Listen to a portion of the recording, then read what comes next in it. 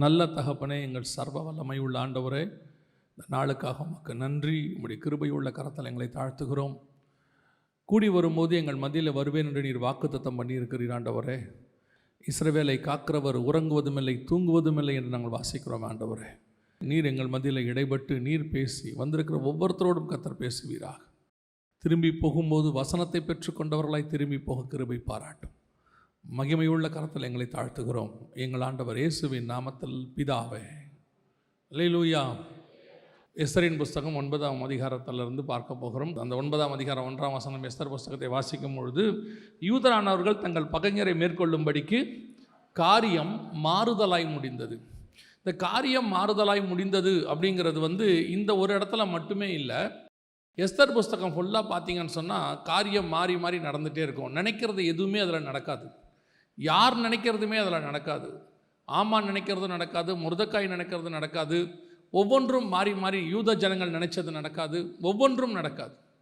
எல்லாமே மாறுதலாய் முடியும். பொதுவாக நாம் அத்தனை பேருக்குமே இந்த எஸ்தரின் புஸ்தகத்தில் நடக்கிற சம்பவங்களைப் போல் நிறைய காரியங்கள் நம்ம லைஃப்பில் நடக்கும். நாம் ஒரு எக்ஸ்பெக்டேஷன், அதாவது நான் சொல்லுவாங்க, லைஃப் ஃபுல் ஆஃப் எக்ஸ்பெக்டேஷன்ஸ் அப்படின்னு சொல்லுவாங்க. எதிர்பார்ப்புகள் நிறைந்தது தான் வாழ்க்கை அப்படிம்பாங்க.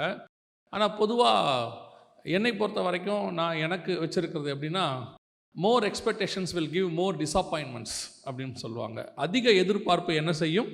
அதிக ஏமாற்றத்தை கொடுக்கும். எதிர்பார்ப்பே இல்லாத ஒரு வாழ்க்கை இருக்குது பாருங்கள், அதில் பார்த்தீங்கன்னு சொன்னால் ஏமாற்றமே இருக்காது. ஆனால் எதிர்பார்ப்பு இல்லாமல் இருந்தால் வாழ்க்கை சுவாரஸ்யமாக இருக்காது அப்படின்னு சொல்லுவாங்க. ஆனால் என்னை பொறுத்த வரைக்கும் எதிர்பார்ப்பு இல்லாமல் இருக்கிறது சுவாரஸ்யமாக தான் இருக்குது. ஆண்டவர் என்ன செய்வாருங்கிறத டெய்லி பார்க்கலாம். நமக்குன்னு ஒரு எக்ஸ்பெக்டேஷனே கிடையாது. அப்போ நாம் நினைக்கிறது அப்படியே ஆப்போசிட்டாக நடக்கும், அல்லது நாம் நினைக்கிற விஷயத்துக்கு பதிலாக வேறொன்றை கர்த்தர் செய்வார். பெரும்பாலும் இந்த எஸ்தரின் புஸ்தகத்தில் அப்படிப்பட்ட காரியங்களை நாம் தொடர்ச்சியாக பார்க்க முடிகிறது. அதாவது 4ஆம் அதிகாரத்திலிருந்து அந்த காரியங்களை நாம் ஒவ்வொன்றாக பார்க்கும் பொழுது அவர்கள் நினைக்கிற காரியம் ஒன்றுமே நடக்கவில்லை. ஒரு 4 காரியங்கள். ஏன் கடைசியாக அப்படி காரியம் மாறுதலாய் முடிந்ததுக்கு என்ன காரணம் அப்படிங்கிறதையும் நம்ம பார்த்துட்டு முடிக்க போகிறோம். முதலாவது ஒரு காரியம் மாறுதலாய் முடிந்தது என்ன அப்படின்னு சொல்லி பார்க்கலாமே. எஸ்தரின் புஸ்தகம் 6ஆம் அதிகாரம் 6வது வசனத்தையும் 7வது வசனத்தையும் வாசிங்க. ஆமான் உள்ளே வந்தபோது ராஜா அவனை நோக்கி, ராஜா கனம் பண்ண விரும்புகிற மனுஷனுக்கு என்ன செய்யப்பட வேண்டும் என்று கேட்டான். அதற்கு ஆமான் என்னையன்றி யாரை ராஜா கனம் பண்ண விரும்புவார் என்று தன் மனதிலே நினைத்து, இதான் அவன் எக்ஸ்பெக்டேஷன். என்ன இல்லாம வேற யாரையா இவர் ஆசீர்வதிக்க போறாரு, என்னை யாரு கனப்படுத்த போறாரு அப்படின்னு சொல்லி ஆமான் நினைத்து கொண்டு அப்புறம் ராஜாவை நோக்கி, ராஜா கனம் பண்ண விரும்புகிற மனுஷனுக்கு செய்ய வேண்டியது என்னவென்றால், இதுதான் ஆமானுடையதான ஒரு எக்ஸ்பெக்டேஷன். இப்போது அவன் என்ன நினைக்கிறான்னா, ராஜா மனசில் ஒன்று இருக்குது, ராஜா ஒன்று நினச்சிருக்கிறாரு. ஆனால் ராஜா என்ன சிச்சுவேஷனில் இருக்கிறாருன்னே தெரியாது. ராஜாவுடைய எண்ணம் என்ன, சித்தம் என்ன தெரியாது. ஆனால் ராஜா ஒரு கேள்வி கேட்ட உடனே அவனா ஒன்று நினச்சிக்கிட்டான், நம்மளை தவிர வேறு யாரப்பா அவர் கனம் பண்ண போகிறாரு அப்படின்னு சொல்லி. அப்போது அவனுக்குள்ள ஒரு எண்ணம் இருக்கிறது. என்னன்னா, வேற யாரை கனப்படுத்த போறாரு, என்ன கனப்படுத்த இல்லாமல் வேற யார் இருக்கா இந்த ராஜ்யத்தில் அப்படின்னு சொல்லி அவனுக்கு ஒரு பெரிய நம்பிக்கை, தன்மேல ஒரு பெரிய நம்பிக்கை. ஆனால் வசனம் எப்படி அந்த சம்பவம் எப்படி போய் முடியுது அப்படின்னு கேட்டிங்கன்னா, 6ஆம் அதிகாரத்தில் ராஜா சொல்றாரு, இதே காரியத்தை நீ என்ன செய்ய, இப்போ நீ என்னென்னலாம் சொன்னியோப்பா அதை எல்லாத்தையும் போய் நீ என்ன பண்ணு, மொர்தெக்காய்க்கு போய் பண்ணுன்னு சொல்லிட்டார். இது அவன் எதிர்பார்க்காத ஒரு சம்பவம். பல நேரங்களிலே நாம் இப்படித்தான் கனப்படுத்த வேண்டும் என்று எதிர்பார்க்கப்படுகிறோம், உயர்த்தப்பட வேண்டும் என்று எதிர்பார்க்கப்படுகிறோம். நமக்கு ஒரு உயர்வு வரும் அப்படின்னு சொல்லி எதிர்பார்க்கிறோம். ஆனால் அந்த நேரத்தில் பார்த்தீங்கன்னா அந்த உயர்வு அப்படியே மாறி வேறு யார் கைக்காவது போயிடும், நம்ம கண்ணுக்கு முன்னாடியே போகும். நம்ம என்ன நினச்சிட்டு இருப்போம், நம்ம தான் அடுத்த ப்ரமோஷன், நம்ம தான் அடுத்து, நமக்கு அப்புறம் தான் இப்போது அவருக்கு அடுத்து நம்ம தான் வரப்போகிறோம் அப்படின்னு சொல்லி ஒரு பெரிய எதிர்பார்ப்பில் இருந்துக்கிட்டே இருப்போம். ஆனால் திடீர்னு என்ன நடக்கும்னு கேட்டிங்கன்னா, சம்பந்தமே இல்லாத ஆள் ஒருத்தர் அங்கே வந்துடுவாப்புல. இதில் என்ன ஆகும்னு கேட்டிங்கன்னு சொன்னால், இந்த ஆமான் கொஞ்சம் பரவாயில்லன்னு போய் நான் என்னன்னு கேட்டால், ஆமான் அப்படி சொன்ன உடனே ஆமான் தன்னை பற்றி நினச்சிக்கிட்டு ஐயோ பயந்து வீட்டுக்கு ஓடிட்டான். ஆனால் நம்ம என்ன பண்ணுவோம் தெரியுமா, இந்த ராஜாவுக்கு அறிவே இல்லை, என்னை விட்டுட்டு இன்னொரு ஆளை போய் இப்படி பண்ணுறாரு அப்படின்னு ராஜாவை திட்ட தொடங்கிடுவோம். இதுதான் நம்முடைய எக்ஸ்பெக்டேஷன், இதுதான் நம்முடைய சுபாவம். தேவன் உங்களுக்கு நியமித்ததை கண்டிப்பாக உங்கள் கையிலே கொண்டு வந்து கொடுப்பார். அதில் எந்த விதமான மாற்று கருத்தும் கிடையாது. ஆனால் தேவன் நியமித்திருக்கிற எல்லா காரியமும் உங்களுடைய தான் நம்ம நினச்சிக்க கூடாது. நாம் அப்படியே ஒரு சில நேரத்தில் சில காரியங்கள் நடக்கும்போது, உதாரணமாக நான் என்ன வச்சே சொல்கிறேனே, இந்த ஊழியத்தின் பாதையில் ஆரம்பிக்கும் பொழுது 20 வருஷத்துக்கு முன்னாடி ஒரு வெளிநாட்டில் வேலை செஞ்சுட்டு இருக்கும்போது ஆண்டவர் திடீர்னு ஊழியத்துக்கு போகணுன்னு சொல்கிறாரு. ஒரு 6 மாதம் 8 மாதம் ஜோம் பண்ணுறோம். கர்த்தர் கடைசியாக ஃபைனலாக இல்லை நீ ஊழியத்துக்கு வரணும்னு சொல்லி ஆண்டவர் பேசின போது வேலையை குவிட் பண்ணிட்டு இங்கே வரும்போது என்ன கனவு தெரியுமா? சரி, ஆண்டவர் இவ்வளோ தூரம் 8 மாதம் பேசி கூட்டுட்டு வராரு, வேலையை விட்டுட்டு இங்கே வரோம் அப்படின்னு நினச்சி உள்ளே வந்தால் 11 மாதம் ஒரு மீட்டிங் கூட இல்லை. ஒரு மீட்டிங் கிடையாது, ஒன்றும் கிடையாது. ஃபாஸ்டிங் ப்ரேயருக்கு போவோம், யாராவது கூப்பிடுவாங்க, போய் ப்ரேயருக்கு தான் கூப்பிடுவாங்க, மீட்டிங்க்கு கூப்பிட மாட்டாங்க, செய்தி கொடுக்க கூட மாட்டாங்க. போவோம், அவங்களோட ப்ரேயரில் உட்காருவோம். எல்லாரும் நல்லா சொல்லுவாங்க, நல்லா ஜெபம் பண்ணுறீங்க பிரதர், அடுத்த ஜெபத்துக்கு வந்துருங்கம்பாங்க. ஒருத்தர் கூட மெசேஜுக்கு கூப்பிட மாட்டாங்க. நம்ம வந்ததே எதுக்காக வந்தோம்? ராஜா நம்மளை கனப்படுத்தி மேலே தூக்கிட்டு போகிறார் போல், எங்கேயோ போகிறோம் அப்படின்னு சொல்லி. கடைசியில் எல்லாருக்கும் சந்தேகம் வந்துருச்சு, நீ ஊழியத்துக்கு தான் வந்தியா இல்லை வேறு எதுக்காவது வந்தியான்னு. அந்த சந்தேகம் கடைசியாக எனக்கும் வந்துருச்சு. நம்ம ஊழியத்துக்கு தான் வந்தோமா, கர்த்தர் தான் கூப்பிட்டாரா? நம்மளுடைய எக்ஸ்பெக்டேஷன் என்ன? இப்படி நம்ம ஒரு எதிர்பார்ப்பு, இப்படி வரும் அப்படி வரும், இது நடக்கும் அப்படின்னு சொல்லி. ஆனால் ஆண்டவர் சொல்கிறார், இல்லை, கனப்படுத்த வேண்டும் என்ற ஒரு காலம் வரும்போது ஏற்ற காலத்தில் உங்களை உயர்த்தும்படிக்கு அவருடைய பலத்த கரத்துக்குள் அடங்கி இருங்கள். ஒரு நாள் வரும், கர்த்தர் உயர்த்துகிற காலம் ஒன்று வரும். அப்போ ஒரு கூட்டத்துக்கு என்ன இருக்குது? நாம் நினைக்கும் போது அது நடந்துடணும், நாம் நினைக்கும் போது அந்த உயர்வு வரணும். நம்மளை கர்த்தர் இப்போ ஆசீர்வதிச்சிருவார். அதாவது ஆண்டவர் உங்களுக்கும் எனக்கும் சிச்சுவேஷனுக்கு ஏற்ற மாதிரி நோட்டு எழுதுறவர் இல்லை, அந்தந்த காலகட்டத்துக்கு எழுதுகிற மாதிரி டைம் டேபிள் எழுதுறவர் இல்லை. அவர் நம் தாயின் கருவிலே உருவாகும் போதே எல்லாத்தையும் எழுதி வச்சுட்டார், மொத்தத்தையும் குறித்து வச்சுட்டார். புதுசாக ஒன்று ஆண்டவர் செய்ய போகிறதே இல்லை. இதில் வேற நம்ம புதுசாக வேற ஆண்டவருக்கு வேறு அட்வைஸ் பண்ணுவோம். ஆண்டவரே, இந்த சிச்சுவேஷன் போயிட்டு இருக்குதே உங்களுக்கு தெரியுமா, நம்மளை ஆண்டவர் கைவிட்டுட்டார் அப்படிங்கிறது. என்ன காரணம் அப்படின்னா, நாம் இதில் இன்னொரு கொடுமை ஒன்று இருக்குது. நாம் உயர்த்தப்படலைங்கிறது ஒரு வருத்தம். நமக்கு எவன் பிடிக்காதோ அவனை உயர்த்தி இருப்பார். இருக்கிறதுலே அதுதான் நமக்கு ரொம்ப கொடுமை. நான் கூட பரவாயில்லைங்க, என்னை விடுங்க, அவன் என்ன பண்ணான்னு மேலே கூப்பிட்டு வந்தார்.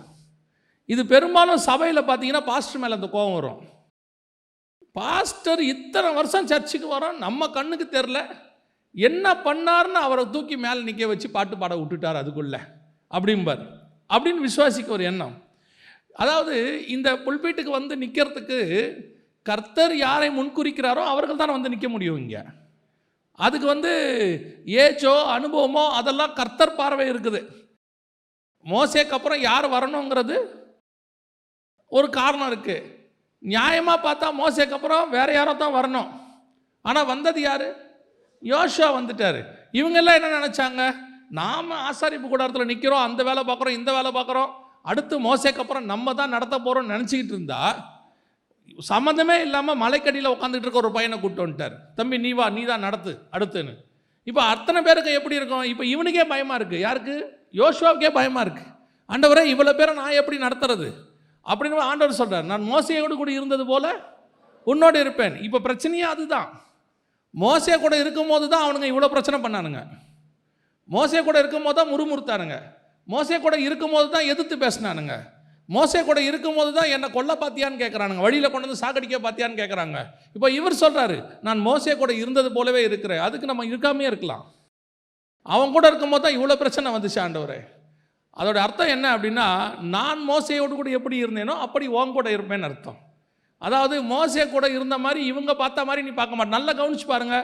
யோசுவா கிட்ட கர்த்தர் வந்த பிறகு ஒரு தடவை கூட அவர்கள் முறுமுறுக்கவில்லை, ஒரு தடவை கூட எதிர்த்து பேசவில்லை, ஒரு தடவை கூட அவனுங்க என்ன செய்யலை, அவங்களுக்கு விரோதமாக ஒரு வார்த்தை பேசலை. கானான் போய் சேர்ற வரைக்கும் பொறுமையாக இருந்தானுங்க. எதுக்கு உங்களுக்கு சொல்கிறேன் தெரியுமா? சில நேரத்தில் கர்த்தர் யாரை உயர்த்த வேண்டும் என்று வைத்திருக்கிறார்ன்றது கர்த்தருக்கு நல்லா தெரியும். இவனை கொண்டு வந்து இந்த நேரத்தில் இப்படி உயர்த்தினா அது நல்லதாக முடியும் அப்படின்னு ஆண்டவருக்கு தெரியும். காட் ப்ரீ பிளான்டு எல்லாமே. நாம் நினச்சிக்கிட்டு இருக்கிற காரியம் நடக்காது. நாம் நினச்சிட்டு இருக்கிற காரியம் நடக்கணும்னு நினைக்கக்கூடாது. நாம் ஆண்டவருக்கு பிளான் கொடுக்க வேண்டியதில்லை. அவர்கிட்ட ஏற்கனவே ப்ளூ பிரிண்ட் இருக்குது. அவர் தான் அடிக்கடி சொல்லுவார், நான் உனக்கு காண்பித்த மாதிரியின்படியே நீ கட்டுவதற்கு. ஆமாம், நீ உன் இஷ்டத்தை யூஸ் பண்ணாதன்னு அர்த்தம். நீ எதுவுமே இம்ப்ளிமெண்ட் பண்ணிடாத. Already everything is pre planned. இன்னைக்கு இதுதான் இங்கே பிரச்சனை. இதில் இன்னொரு கூட்டம் இருக்குது, அது இதை விட கொடுமையான கூட்டம். ஆமான் கூட்டமே இங்கே இருக்குங்க. அது என்ன தெரியுமா? இது எப்படியாவது அவனை தட்டி விட்டு மேலே வந்துடலான்னு ஒரு எண்ணப்பில் இருக்கும். எப்படியாவது அவனை தட்டிட்டு என்ன செஞ்சிடலாம். இவன் எப்படிப்பட்ட ஆட்கள் தெரியுமா இவங்க எல்லாரும்? இதில் ஆக்சுவலாக உண்மையாக பார்த்தீங்கன்னா மொர்தெக்காய் ராஜாவை காப்பாற்றியிருக்கிறான். ஆனால் அவன் அதை பற்றி என்ன செய்யல, ஒரு பெருசாக நினைக்கல. அவன் எங்கேயோ ஒரு வாசலில் போய் ரோட்டில் உட்காந்துருக்கிறான். இது என்ன சொல்கிறது, ராஜா செலக்ட் பண்ணி மேலே வந்தாள். ஆனால் எஸ்தர் புஸ்தகத்தை நான் படித்த வரைக்கும் ஒன்று மட்டும் எனக்கு நல்லா தெரியுது, ஆமானை விட கொஞ்சம் அறிவு குறைவு தான் அந்த ராஜாவுக்கு. உடனே மோதிரத்தை கழட்டி கொடுத்துறான் எல்லார்ட்டையும். ஆமான்ட்டையும் கழட்டி கொடுத்துட்டான், மொர்தெக்காய்ட்டையும் கழட்டி கொடுத்துட்டான், யார் போய் கேட்டாலும் கழட்டி கொடுத்துட்டான் அந்த ராஜா, அகாஸ்வேரு ராஜா. அவன் என்ன பண்ணிட்டான், ஆமானை தூக்கி மேலே உட்கார வச்சுட்டான். உட்கார வச்ச உடனே ஆமான் மாதிரி ஆட்கள் இருப்பாங்க கொஞ்சம் பேர், இது வேலையே பார்த்துருக்காது, ஆனால் மேலே உட்காரணும்னு நினச்சிக்கிட்டே இருக்கோம். அப்படி ஒரு குரூப் இருக்குது. இது இந்த ஆமான் குரூப்பு. இது சும்மாவே மேலே உட்காந்துக்கணும்னு நினைக்கும். இப்போ திடீர்னு இந்த எல்லா வேலையும் செஞ்சுட்டு ஒருத்தன் பின்னாடி உட்காந்துருப்பான். சில நேரத்தில் அப்படிப்பட்டவர்கள் நெருடலாக இருக்கும். என்ன நமக்கு ஒன்றுமே இல்லையே, ஒரு உயர்வு இல்லையே, ஒன்றுமே செய்யலையே, யாருமே கண்டுக்க மாட்றாங்களே. நான் சொல்கிறேன், யாருமே உங்களை கண்டுக்கவே வேண்டாம். உங்களை பரலோகம் பார்த்து கொண்டே இருக்கிறது. பரலோகம் ரிஜிஸ்டர் பண்ணிக்கிட்டே இருக்கு. நீங்கள் செய்கிற ஒவ்வொரு காரியமும் அவருடைய ஜீவ புஸ்தகத்தில் எழுதப்பட்டு கொண்டே இருக்கு, ஞாபக புஸ்தகத்தில் இருக்கு. அவர் நீதியுள்ள நியாயாதிபதி. ஒருத்தர் உண்மையாக வேலை செஞ்ச ஒருத்தனை கர்த்தர் விடவே மாட்டார். எனக்கு பைபிளில் ரொம்ப பிடிச்ச ஒரு விஷயம் என்ன தெரியுங்களா? தேவன் நம்ம உண்மையாக செஞ்ச ஒரு விஷயத்தை கூட, அன்றைக்கி செஞ்ச ஒரு விஷயத்தை கூட மிஸ் பண்ணாமல் பைபிளில் எழுதியிருப்பார். இந்த யாபேசுங்கிறவன் யாருனாவது உங்களுக்கு தெரியுமா? எதை பற்றி, அவனை பற்றின எந்த குறிப்பாவது உங்ககிட்ட இருக்குதா? ஆனால் அவன் பண்ண ஒரு ஜெபம் மட்டும் அதில் இருக்கும்.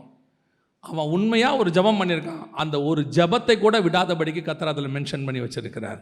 அதையே மென்ஷன் பண்ணி வச்சிருப்பார்னா, நீங்கள் தேவனுக்கு உண்மையாய் செய்த அத்தனை காரியங்களையும் கர்த்தர் முன்குறித்து தான் வச்சிருக்கிறார். இன்றைக்கி பெரிய பெரிய ஊழியக்காரங்களாம் இருக்கிறாங்கல்ல, இவங்கெல்லாம் இன்றைக்கி பெருசாக இருக்கும் போது தான் நீங்கள் பார்க்குறீங்க, சரியா? ஆனால் இவர்கள் ரட்சிக்கப்பட்ட புதுசில் அவங்க சபையில் அவங்க எவ்வளோ உண்மை உள்ளவர்களாக இருந்தாங்கன்னு கர்த்தர் பார்த்ததுனால தான் இன்றைக்கி அவங்க பெரிய ஊழியக்காரராக மேலே உட்காந்துருக்கிறாங்க. ஆண்டவர் யாரையும் சும்மா கொண்டு மேலே உட்கார வைக்கிறது இல்லை. சும்மா இருந்துட்டு போட்டோம். நம்ம சாமுவேல் பார்த்தீங்கன்னு சொன்னால், தாவீது அண்ணன் இந்த ஈசாயோடைய முதல் பையனை பார்த்த உடனே என்ன பண்ணிடுவார் தெரியுமா? எழுந்திரிச்சு போய் அபிஷேகம் பண்ண போயிடுவார் ராஜாவா. அப்போ ஆண்டவர் சொல்வார், நீயோ முகத்தை பார்க்கிறாய், நானும் இருதயத்தை பார்க்குறேன். ஆள் பார்த்தா வாட்ட சாட்டமாக இருக்கான். அப்படி பார்த்த உடனே, ஓ சூப்பர், இவனை தான் ராஜாவாக இருக்கும் போல அப்படின்னு சொல்லிட்டு இவன் ஏந்திரிச்சு போயிட்டான். ஆனால் தாவீது வரும்போது பார்த்தீங்களா, சாமுவேல் என்ன பண்ணுவான்னு? அவனை பார்த்தாலே, இப்போது 8 பேர் வீட்டில் 7 பேர் இல்லைன்னு ஆகிப்போச்சு. அப்போ மிச்சம் ஒருத்தன் தான் இருக்கான். அப்போ யாராக தான் இருக்கணும்? ராஜா. இது நார்மல் காமன் சென்ஸ் இல்லையா? Normal common sense. 8 கால் பூச்சிக்கு எத்தனை கால்னு கேட்ட மாதிரி. அப்போ பாருங்கள், 8 பேர் வீட்டில் இருக்கான், 7 பேர் இல்லைன்ட்டாரு. அப்போ கண்டிப்பாக யார் தான்? 8ஆவதாக உள்ளவன் தான். ஆனால் தாவீது வரும்பொழுது வசனம் சொல்லுகிறது, கர்த்தர் சாமுவேலை பார்த்து நீ எழுந்து அவனை அபிஷேகம் பண்ணு என்றார். அப்படின்னா என்ன அர்த்தம்? தாவீது வரும்போது இவர் என்ன பண்ணியிருக்காரு? உட்காந்தே இருக்காரு. ஆனால் முதல் பையன் வரும்போது என்ன பண்ணிட்டாரு? அது என்னன்னா, இவர் வெளியே பார்க்குறாரு, வாட்ட சட்டமாக இருக்கான். இவர் வரதை பார்க்குறாரு. இவன் பார்த்தா வனாந்தரத்தில் ஆடு மேய்ச்சிட்டு நல்லா வேர்க்க விறுவிறுக்க தம்பி ஓடி வரான். நல்லா சோப்பாக தான் இருக்கான் பையன், பார்க்கறதுக்கு சிவந்த மேனி உள்ளவன் இருக்கு. ஆனால் ராஜா மாதிரி இல்லை இல்லையா? பார்க்கறதுக்கு என்ன மாதிரி இல்லை? ராஜா மாதிரி இல்லை. ஆனால் கர்த்தர் பார்வைக்கு அவன் தான் ராஜா. கர்த்தர் பார்வைக்கு அவன் ராஜாவாக தெரிகிறான். அதே தேவன் தான் இன்னும் உங்களையும் என்னையும் பார்த்து கொண்டே இருக்கிறார். அதே தேவன் தான் உங்களை என்னையும் செலக்ட் பண்ணி கொண்டு இருக்கிறார். ஏன் இன்னைக்கு செலக்ட் பண்ணார்? இன்னைக்கு சில பெரிய ஊழியக்காரங்களாம் அன்றைக்கி ஒரு 15 வருஷத்துக்கு முன்னாடி வெளிப்படுத்தின விசேஷம் ஒரு பைபிள் ஸ்டடி எடுக்கிறதுக்கு என்னை வர சொல்லியிருந்தாங்க ஒரு நாட்டில். ஸோ ஃப்ளைட்லாம் டிக்கெட்லாம் போட்டு கொடுத்தாங்க. போய் இறங்கிட்டு ஏர்போர்ட்டில் நிற்கிறேன். அவர் ஒரு சீனியர் பாஸ்டர். அவர் வந்தார். அவர் அப்போ தான் என்னை பார்க்குறாரு ஃபஸ்ட்டு. காரை விட்டு இறங்கினார். இப்படி என்னை பார்த்தாரு. நீங்களா வெளிப்படுத்தின விசேஷம் எடுக்கிறீங்க அப்படின்னாரு. ஆமான்னு. எந்த பைபிள் காலேஜ் படிச்சிங்கன்னாரு. எந்த பைபிள் காலேஜும் போகல. என்ன சரி வாங்க, இவ்வளோ தான் வரவேற்பு. அவர் எதிர்பார்த்தது என்னன்னா, வெளிப்படுத்தின விசேஷம்னா நல்ல ஆள் பார்க்க ஸ்டவுட்டாக, நல்ல ஹைட்டாக, கம்பீரமாக ப்ரைஸ் த லார்ட் அப்படி அந்த ப்ரைஸ் த லார்டை கொஞ்சம் ஏற்ற இறக்கத்தோடு சொன்னால் தான் நல்ல ஊழியக்கார். தெரியுமா உங்களுக்கு? வேத பண்டிதராக இருந்தால் அவர் எப்படி சொல்லணும்? ப்ரைஸ் த லார்டை, ப்ரைஸ் த லார்ட், நல்லா இருக்கீங்களோ அப்படி கேட்டால் தான் அவங்க பாஸ்டாக ஒத்துப்பாங்க ஒரு காலத்தில். இப்போ என்னெல்லாம் அவங்க ஒத்துக்கவே இல்லை ஆரம்பத்தில். அதுவும் வெளிப்படுத்தின விசேஷம்னா ஒத்துக்கவே இல்லை. கன்ஃபார்மாக நான் எடுக்க மாட்டேன்னு முடிவு பண்ணிட்டாங்க. எதுக்கு சொல்கிறேன்? வெளியே பார்க்குறாங்க, ஆனால் கர்த்தர் பார்த்து வச்சிருக்கிறார். இன்றைக்கி இல்லை, நீ முதல்ல உன் சபையில் ஒரு நாள் பாய் போட்டல்ல, ஒரு நாள் உங்கள் சபையில் உட்காந்து பெருக்குனீங்கல்ல, யாருக்கும் தெரியாத போது டாய்லெட்டை க்ளீன் பண்ணீங்கல்ல, அன்னைக்கே கர்த்தர் முடிவு பண்ணி வச்சிருக்கிறார். ஒரு நாள் உனக்கு ராஜவஸ்திரம் தரித்து குதிரையின் மேல் உட்கார வைத்து உன்னை ஊர் முழுக்க இவன் என்னுடைய பையன் என்று சொல்ல வைப்பேன் என்பதை கர்த்தர் அன்னைக்கே நிர்ணயம் பண்ணிட்டார். காரியம் மாறுதலாய் முடிந்தது. எல்லாரும் நினச்சாங்க இவன் தான் சொல்லி, அவனே நினச்சா நான் தான் சொல்லி. ஆனால் கர்த்தருடைய பார்வை மொர்தெக்காயின் மேல் இருக்கிறது. எப்பவுமே நினச்சிக்காதீங்க எல்லாத்துக்கும் நம்ம தானும் நினச்சிக்க கூடாது.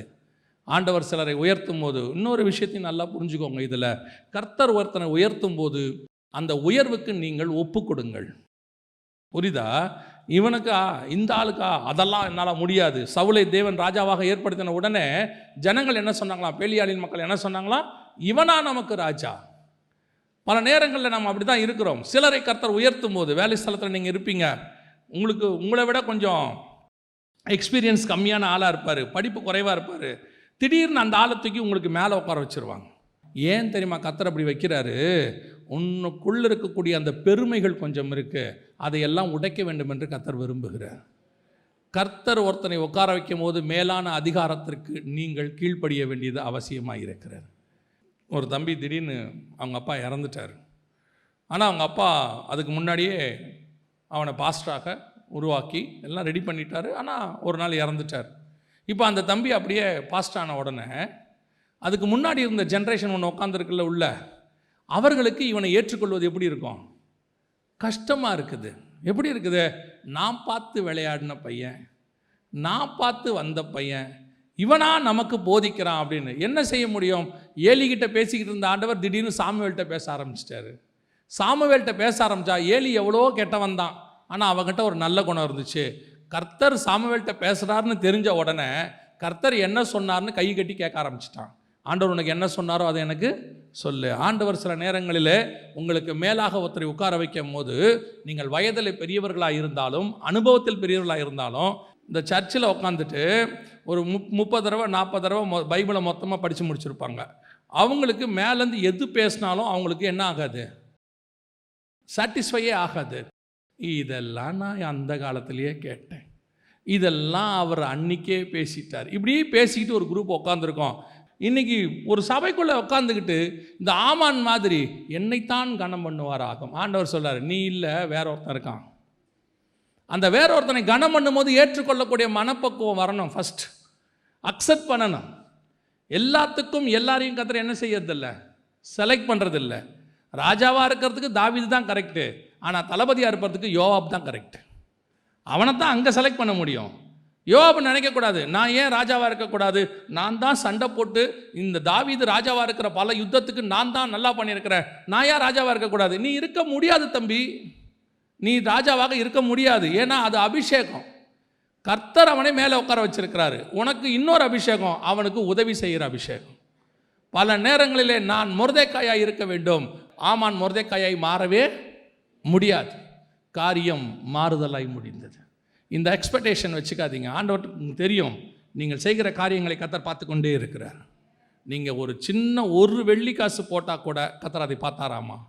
நீங்கள் செய்கிற ஒரு சின்ன காரியத்தையும் பரலோகம் பார்த்து கொண்டே இருக்கிறது. the day will come, அந்த நாளிலே கர்த்தர் உங்களை உயர்த்தி மேலே உட்கார வைக்க வல்லமை உள்ளவராய் இருக்கிறார். அல்லேலூயா. 2வது வாசியுங்கள். எஸ்தரின் புஸ்தகம் 7ஆம் அதிகாரம் 10வது வசனத்தை வாசிங்க. அப்படியே ஆமான் மொர்தெக்காய்க்கு ஆயத்தம் பண்ணின தூக்கு மரத்தில் ஆமானை தூக்கி போட்டார்கள். அப்பொழுது ராஜாவின் உக்கிரம் தணிந்தது. 2வது காரியம் எப்படி மாறுதலாய் முடிந்தது? 2வது, இந்த ஆமான் ப்ரீ பிளான்ட். என்ன ப்ரீ பிளான் தெரியுமா? இன்னைக்கு ராஜா நம்மளை கூப்பிட்டுருக்கிறாரு, நம்ம விருந்துக்கு போயிட்டு வரோம், வந்த உடனே மொர்தெகாயை தூக்குறோம், க்ளோஸ் பண்ணுறோம். இது 2வது ஸ்டெப்பு. ஆனால் எந்த தூக்குமரம் மொர்தெகாய்க்கு செய்யப்பட்டதோ அதே தூக்குமரம் ஆமானுக்கு தூக்குமரமாய் மாறியது. இதுதான் இன்னைக்கு நடந்துகிட்டு இருக்குது, பல இடங்களில் நடக்குது. பல நேரத்தில் நம்ம யோசிக்கிறோம்ல, இந்த இஸ்ரேல் காசா பிரச்சனையை எடுத்துக்கோங்களேன். இஸ்ரேல் காசா பிரச்சனையை பற்றி மீடியாஸ் என்ன சொல்லுது அதெல்லாம் ஒரு பக்கம் இருக்கட்டும், மீடியா சொல்கிறது ஒரு பக்கம் இருக்கட்டும், மக்களுடைய கருத்து ஒரு பக்கம் இருக்கட்டும். நான் எப்பவுமே சொல்வேன், பைபிள் என்ன சொல்லுதுங்கிறது தான் முக்கியம். ஏன்னா மனுஷ கருத்து மாறும், இது தேவனுடைய திட்டம், இது மாறவே மாறாது. இந்த காசா பிரச்சனை மட்டும் இல்லை, இஸ்ரவேலுக்கு விரோதமாக எழும்பின அத்தனை பேருடைய பிரச்சனை இங்கிருந்து ஆரம்பிக்குது. இங்கே மொர்தெகாய்க்கு மட்டும் இந்த பிரச்சனை ஆரம்பிக்கல, மொர்தெகாயை சேர்த்து யூதர்களுக்கு அத்தனை பேருக்கு இந்த பிரச்சனை ஸ்டார்ட் ஆயிடுச்சு. அங்கே இன்னைக்கு உள்ள மாதிரியே அன்னைக்கும் ஸ்டார்ட் ஆயிடுச்சு. என்ன நடந்துச்சு பார்க்கறதுக்கு எப்படி இருக்குது?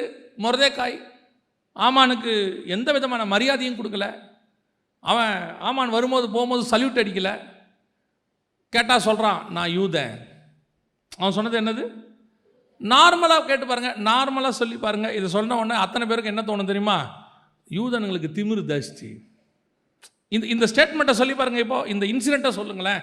ராஜா முத்திரை மோதத்தை ஆமானுக்கு கொடுத்து விட்டார், ஆமானை எல்லாரும் வணங்க வேண்டும் என்று யார் சொன்னது? ராஜா சொல்லி இருக்கிறார். ஆனால் வசனம் என்ன சொல்லுது? மொர்தெகாய் மட்டும் அவனை என்ன செய்யலையாமா? வணங்கவே இல்லையாமா. நீ ஏன்டா வணங்கலன்னு கேட்டா அவன் சொல்ற ஒரே ஒரு வார்த்தை என்னது? நான் யூதன். இப்போ இந்த ஸ்டேட்மெண்ட்டை வச்சுக்கிட்டு இதை மட்டும் பாருங்களேன், எப்படி இருக்கும் தெரியுமா? எவ்வளோ திமிரு இந்த யூதனுக்கு பாருங்க. ராஜா எல்லாரையும் வணங்க வேண்டும் என்று சொல்லுகிறார், இவன் என்ன சொல்றான்? வணங்க முடியாதுன்னு சொல்றான். அப்போனா இந்த யூதனுக்கு எவ்வளோ திமிர் இருக்கும். இப்படி தான் பார்க்கறதுக்கு தெரியும், வெளியே பார்க்கறதுக்கு அப்படி தான் தெரியும். உள்ளே கொஞ்சம் போய் படிச்சு பாருங்க. ஏன் அவன் வணங்கலைங்கிறதுக்கு காரணம் இருக்குது அந்த இடத்துல. ஏன் ஆமானை வணங்கவில்லை, அவன் ஏன் ராஜாவை கனப்படுத்துகிறான், ஏன் ஆமானை வணங்கவில்லைங்கிறதுக்கெல்லாம் உள்ள ரீசன் இருக்குது. அவங்க செய்கிற காரியங்கள் எல்லாம் பார்த்துட்டே இருக்கிறான். இந்த ஆமான் யூதர்களுக்கு என்ன செய்கிறான், யூதர்களுக்கு விரோதமாக என்ன பண்ணுறான். அவனுக்கு பேர் துஷ்ட ஆமான். என்ன ஆமான்? துஷ்ட ஆமான். அவன் வணங்க மாட்டேங்கிற முடிவுக்கு வந்துட்டான். இப்போ நீங்கள் உள்ளே போய் படித்து பார்த்தீங்கன்னா தான் தெரியுது, யூதன் செஞ்சதுக்கு என்ன இருக்குது? ஒரு காரணம் இருக்கிறது அப்படின்னு இருக்கு. நீங்கள் இதை ஃபுல்லாக படித்து பாருங்களேன். வெளிப்படையாக நீங்கள் நார்மலாக படிச்சிங்கன்னா எஸ்தரும் மொர்தெகாயும் சேர்ந்து யூதர்களுக்கு விரோதமாக இருந்த எல்லாரையும் க்ளோஸ் பண்ணி போட்டாங்கன்னு இருக்குது. நார்மலாக இருக்கும்போது படித்து பாருங்கள். ஆனால் உள்ளே கொஞ்சம் டீப்பாக போய் படித்து பாருங்கள். அதுக்கு முன்னாடி அத்தனை பேரும் யூதர்களை கொலை பண்ணுவதற்கு டேட்டை ஃபிக்ஸ் பண்ணிட்டாங்க. 13ஆம் தேதி இவங்களை க்ளோஸ் பண்ணுறோன்னு முடிவு பண்ணிட்டாங்க. 12ஆம் மாதம் 13ஆம் தேதி. ஆனால் அந்த விஷயம் பின்னாடி தான் வருது. முன்னாடி படிக்கும்போது பார்த்தீங்கன்னா எஸ்தரும் மொர்தெகாயும் சேர்ந்து எல்லாரையும் கொலை பண்ணிட்டாங்க. அப்படிதான். அந்த மாதிரி தான் இன்னைக்கும் சரி, யூதர்களுக்கு விரோதமாக வரக்கூடிய செய்திகள் எல்லாமே பார்க்கறதுக்கு மீடியாவில் எல்லாரும் சொல்கிறாங்க, இந்த யூதர்கள் பாருங்க பாலஸ்தீனத்தில் இந்த மாதிரி பண்ணிட்டாங்க அப்படின்றாங்க. யூதர்கள் பண்ணுறதுக்கு முன்னாடி யூதர்களை என்ன பண்ணாங்க, அவனுடைய ரியாக்ஷனை தான் நம்ம பார்க்குறோமே ஒழிய, for each and every reaction opposite reaction சொல்லுவாங்க. For each and every action என்ன நடந்துச்சு, என்ன பண்ணா. சில ஆட்கள் இருக்காங்க, நம்மக்கிட்ட உட்காந்து பொறுமையாக கோவப்படுத்துவான். பார்த்துருக்கீங்களா? நம்மளை டென்ஷன் படுத்துறானே, அவன் எப்படி டென்ஷன் படுத்துவான் தெரியுமா? சவுண்டாக டென்ஷன் படுத்த மாட்டான், பொறுமையாக டென்ஷன் படுத்துவான். ஆனால் உங்களுக்கு எனக்கும் அவனுக்கு பதில் பொறுமையாக சொல்ல தெரியாது. 2 கத்துவோம் பாருங்க. பார்க்குறவங்களுக்கு என்ன தெரியும் தெரியுமா? அவன் பொறுமையாக பேசிக்கிட்டு இருக்கான், இவன் என்ன கத்துறான் பாருங்க. சில நேரத்தில் நம்மளை ட்ரிகர் பண்ணுற ஆட்கள் இருக்குது, அப்படி நம்மளை கோவப்படுத்தி விட்டு அது அமைதியாக உட்காந்துருக்கோம். அப்புறம் சொல்லுவாங்க, அவர் ரொம்ப கோவக்கார், ரொம்ப திட்டார், அடிக்க கை ஓங்கிட்டார். ஏன் ஓங்கினார்? அதான் பிரச்சனை. இஸ்ரவேலுக்கும் இப்போ அதான் பிரச்சனை. இஸ்ரவேல் அடித்தா எல்லா சேனல்லையும் வந்துடும். இஸ்ரவேலை நீங்கள் போய் அடித்து பாருங்கள், 1-2 சேனலில் ஓரமாக வரும். அவன் 1000 பேரை கொண்டானா பிரச்சனை இல்லை, இவன் திருப்பி 10,000 பேரை கொண்டுருவான், அது பிரச்சனை இஷ்யூ ஆகிடும். அந்த மாதிரி தான் அன்னைக்கும் நடந்துச்சு. இந்த புக்கு முழுக்க வாசித்து பாருங்க, எஸ்தரின் புஸ்தகத்தில் அப்படி தான் இருக்கு. அப்போ என்ன நடந்துச்சு? இந்த மொர்தெகாய்க்கு அவன் செஞ்சுட்டான் ஒரு தூக்கு. இவனை தூக்குறோம், இவன் இல்லாமல் பண்ணுறோம், காலி பண்ணுறோம் அப்படின்னு சொல்லி. ஆனால் கர்த்தர் எப்படி காரியத்தை மாறுதலாய் முடிய பண்ணினார்? எந்த தூக்கு மரத்தை இவனுக்கு செஞ்சு வச்சானோ அதை விட பெரிய ஆச்சரியம் என்ன தெரியுமா? இந்த தூக்கு மரத்தை மொர்தெகாய்க்கு செய்ய சொல்லி ஒருத்தர் இவனுக்கு ஐடியா கொடுத்தாங்க. யார் கொடுத்தது ஐடியா? ஒய்ஃபு. அவங்க தான் சொன்னாங்க. 14வது வசனம், 5:14. அப்பொழுது அவன் மனைவியாகிய சிரேஷும் அவனுடைய சிநேகிதர் எல்லாரும் அவனை பார்த்து, 50 முழ உயரமான ஒரு தூக்குமரம் செய்யப்பட வேண்டும், அதிலே மொர்தெகாயை தூக்கி போடும்படி நாளைய தினம் நீ ராஜாவுக்கு சொல்ல வேண்டும், பின்பு சந்தோஷமாய் ராஜாவுடனே கூட விருந்துக்கு போகலாம் என்றார்கள். இவங்களே தான் அடுத்த அதிகாரத்தில் சொன்னாங்க, நீ தாழ்ந்து போக தொடங்கினீர், நீ அவனை மேற்கொள்ள முடியாது. ஆமானுக்கு வாச்சது எதுவுமே சரியில்லை. மனைவியும் அதே தான், ஃப்ரெண்ட்ஸும் அதே தான். அவன் தான் இந்த ஐடியா கொடுத்தவனே, ஆமானுக்கு இந்த மொர்தெகாய்க்கு இந்த மரத்தை செஞ்சிருன்னு. அவனே தான் அடுத்த அதிகாரத்தில் சொல்கிறான், இல்லை உன்னால் மேற்கொள்ளவே முடியாது. இதுதான் ஆமான் மாதிரி ஆட்களுக்கு நேரிடும். இவன் சுய புத்தி இல்லாதவன். இவன் ஒரு மரத்தை செஞ்சுட்டு அவன் பேச்சை கேட்டு அதுவே கடைசியில் அவனுக்கு என்னவா மாறிடுச்சு? தூக்கு மரமாக மாறிடுச்சு. இன்றைக்கும் இப்படி ஒரு கூட்டம் இருக்குது. யார் பேச்சையாவது கேட்டுக்கிட்டு அதுக்கு அதுவே தூக்கு மரம் செய்கிறது, அதுக்கு அதுவே கொண்டு போய் சாகிறது இருக்குது. ஒரு குரூப் இருக்குது, நம்ம இதுக்கு ஆலோசனை கொடுக்குற ஒரு குரூப் இருக்குது. அவங்கள இந்த இடத்த விட்டு தூக்கிடணும், நம்ம அந்த இடத்துக்கு வந்துடணும், இவங்களை இல்லாமல் பண்ணிடணும், காலி பண்ணிடணும், அப்படிலாம் பிளான் பண்ணி பண்ணுவான். இவனுக்கு கொஞ்சம் பேர் என்ன செய்வாங்க? அட்வைஸ் எல்லாம் பண்ணுவாங்க. பிரதர், நீங்கள் இப்படி பண்ணீங்கன்னா, இந்த மாதிரி செஞ்சீங்கன்னா அவரை கரெக்டாக லாக் பண்ணி தூக்கிடலாம் பிரதர்னு. கடைசியில் பார்த்தா எந்த பிளான் பண்ணானோ அந்த பிளான்ல அவனே க்ளோஸ் ஆயிடுவான். கடைசியில் அந்த இடத்துல அவனே இருக்க மாட்டான். இதுதான் எப்போவுமே காரியம் மாறுதலாய் முடியும். எப்பவுமே உங்களுக்கு நான் ஒரு விஷயத்தை இந்த செய்தியின் வாயிலாக உங்களுக்கு சொல்கிறேன், கவனிங்க. யாரையுமே நீங்கள் தண்டிக்கணும்னு நினைக்கவே நினைக்காதீங்க. அவங்க தப்பு செஞ்சிருந்தால் கர்த்தரே அவர்களுக்கு நியாயம் தீர்க்க வல்லமை உள்ளவராய் இருக்கிறார். நம்ம நியாயம் தீர்க்க போனோம்னா சில நேரத்தில் அது தவறுதலாக முடியும். ஒரு ஓமையில் ஆண்டவர் சொல்வார், நீர் நல்ல நிலங்களை விதைத்தீர், களைகளை யாரோ விதைச்சிட்டாங்க, களைகளை நாங்கள் வேணால் பிடுங்கட்டோமான்னு சொல்லி அவங்க என்ன செய்வாங்க? கேட்பாங்க. அப்போ ஆண்டவர் சொல்வார், நீங்கள் களைகளோடு கூட சேர்த்து நல்ல விதைகளையும் பிடுங்கி விடுவீர்கள், அதனால் அதை வளர விட்டுருங்க, நான் பார்த்துக்கிறேன் பாரு. பல நேரங்களில் நியாய தீர்ப்பு கொடுக்குற அதிகாரத்தை கர்த்தர் தான் கையில் வச்சிருக்கிறாரு, நம்ம கையில் அதை கர்த்தர் கொடுக்கவே இல்லை. இப்போ நம்ம நியாய தீர்ப்பு கொடுக்குற இடத்துக்கு வந்துடுவோம். இவனை தூக்கிடலாம், அவனை போட்டுடலாம், அவனை இல்லாமல் பண்ணிடலாம். அப்படி செய்யவும் செய்வார்கள் கொஞ்சம் பேர்.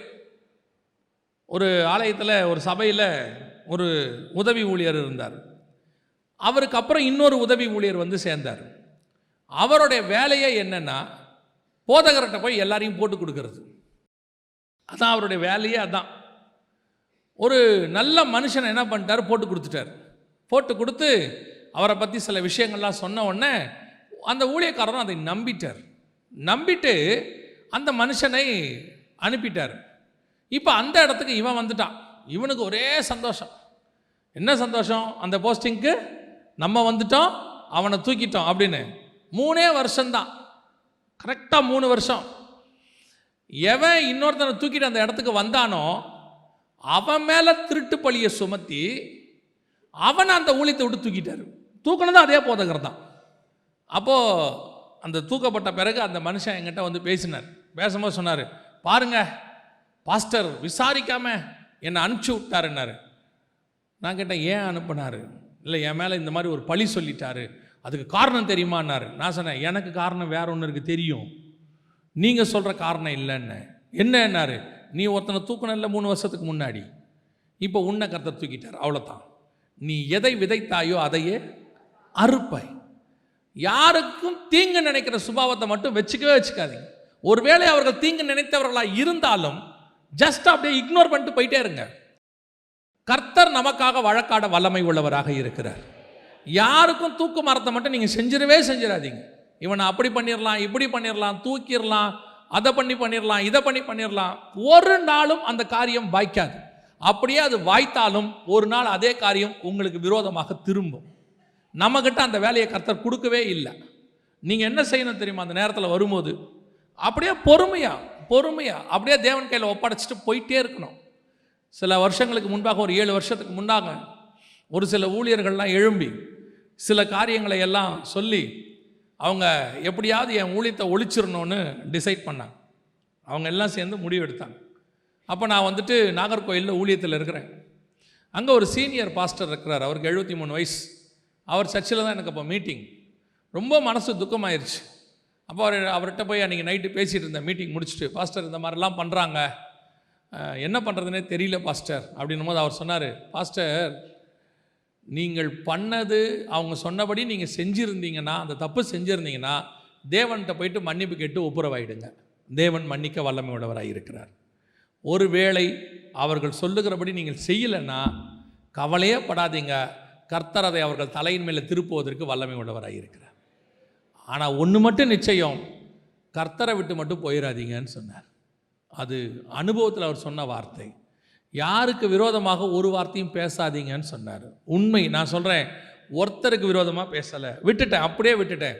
ஆனால் இன்றைக்கும் நான் சொல்லுவேன், யார் யாரெல்லாம் தீங்கு பேசினாங்களோ, யார் யாரெல்லாம் எதிராக பேசினாங்களோ அத்தனை பேரையும் வந்து ஒப்புரவாகும்படி கர்த்தர் வைத்திருக்கிறார். அவர்களே வந்து சேரும்படி கர்த்தர் பண்ணி வச்சிருக்கிறாரு.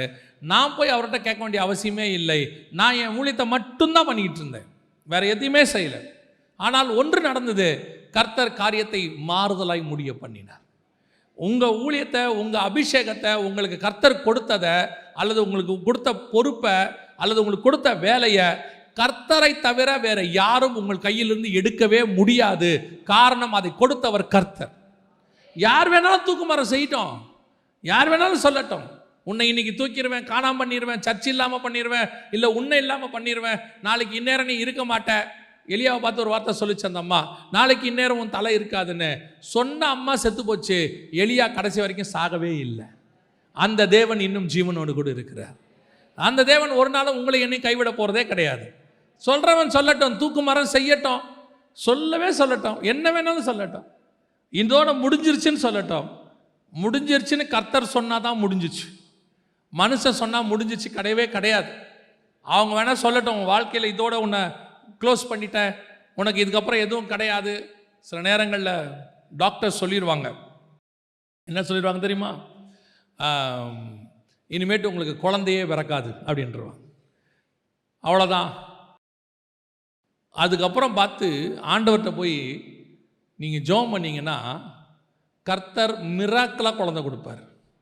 கர்த்தர் ஏன் வெயிட் பண்ணார் தெரியுமா? அவங்க அந்த தூக்குமரம் செய்கிற வரைக்கும் கர்த்தர் வெயிட் பண்ணிக்கிட்டே இருப்பார். ஏன்னா தூக்குமரம் செஞ்சால் தானே அதில் அவங்கள போட முடியும். உங்களுக்கு அந்த ரிப்போர்ட் வர வரைக்கும் கர்த்தர் வெயிட் பண்ணிக்கிட்டே இருப்பார். நீங்களும் எல்லா ஹாஸ்பிட்டல் போயிடுவீங்க, எல்லா டாக்டரும் பார்த்துருவீங்க, எல்லாம் பண்ணிவிட்டு கடைசியாக மெடிக்கல் ரிப்போர்ட் கையில் இருக்கும், உங்களுக்கு குழந்தை பிறக்காது அப்படின்னு.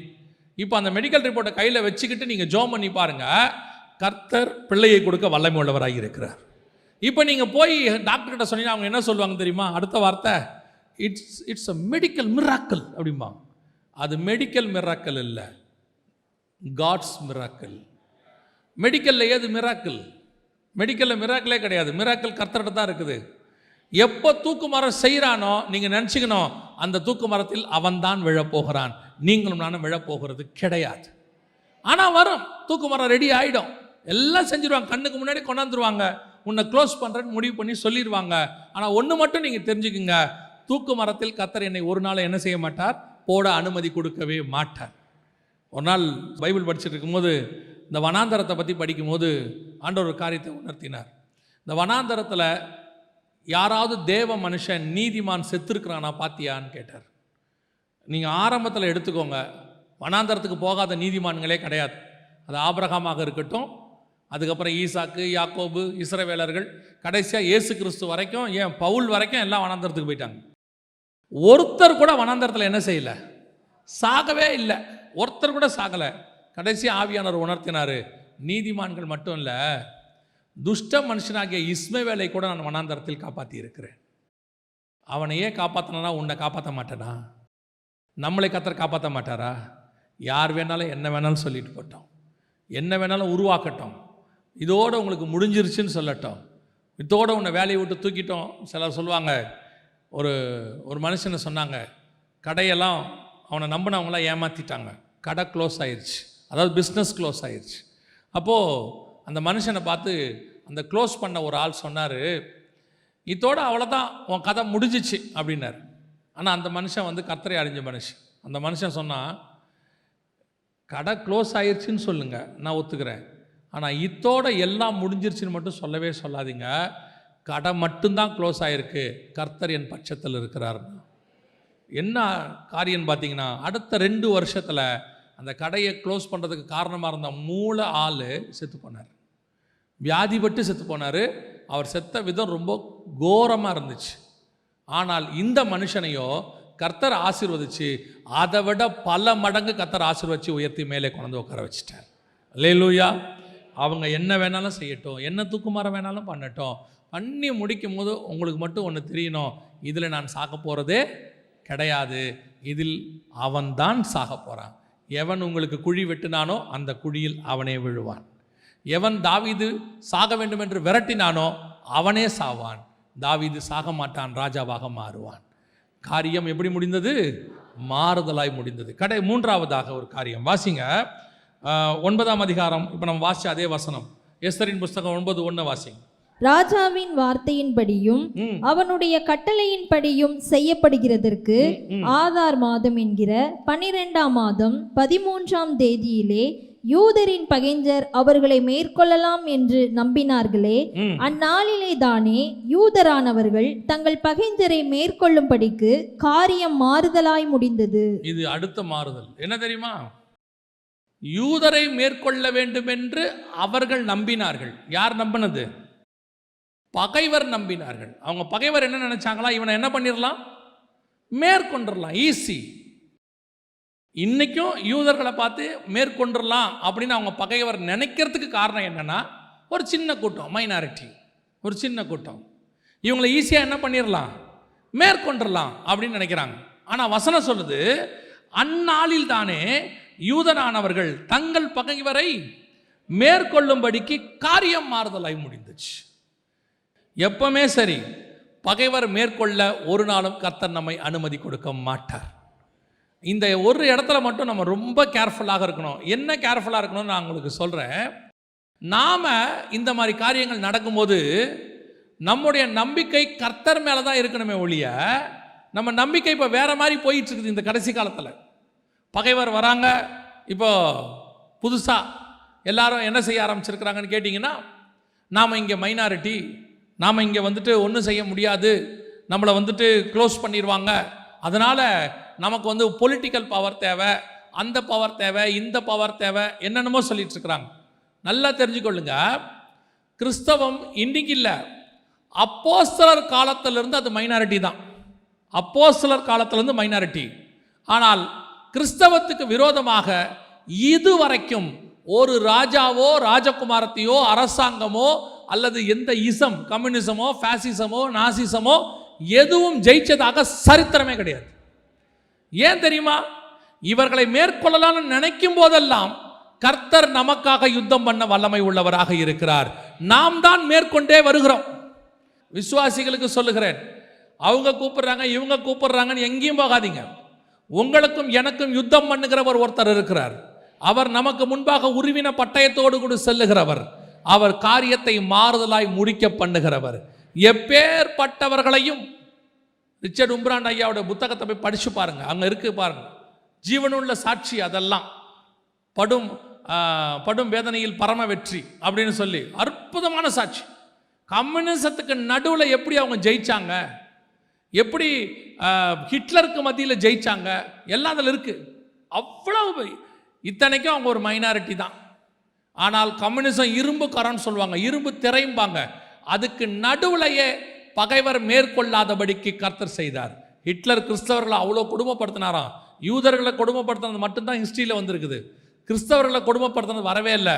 கடைசியில் ஹிட்லர் எப்படி செத்தான் தெரியுமா? தன் கையாலேயே சுட்டு கொண்டு செத்து போனான், தற்கொலை பண்ணி செத்து போனான். சவுல் எப்படி செத்தானோ அதே மாதிரி தான். அவன் பட்டயத்தில் செத்து போனான், இவன் துப்பாக்கியில் செத்து போனான். ஆக மொத்தத்தில் தேவ ஜனங்களை துரத்துகிற எல்லாரும் வேக்கவேறியும் நாம் தான் மேற்கொள்ளுமே ஒழிய அவர்கள் சபையை மேற்கொள்ள மாட்டார்கள். சபையை மேற்கொள்கிற அதிகாரத்தை கர்த்தர் இன்னும் யார் கையிலையும் கொடுக்கவே இல்லை. உலக தோற்றம் முதல் ஆண்டவர் எழுதி வச்ச நியதி அது. ஆண்டவர் சொல்லி வச்சிருக்கிறாரு, என் ஊழியக்காரனுக்கு விரோதமாய் உருவாக்கப்படுகிற எந்த ஆயுதமும் வாய்க்காதே போகும். நீங்களும் நானும் ராஜாக்களும் ஆசாரியருமாய் அழைக்கப்பட்டவர்கள்.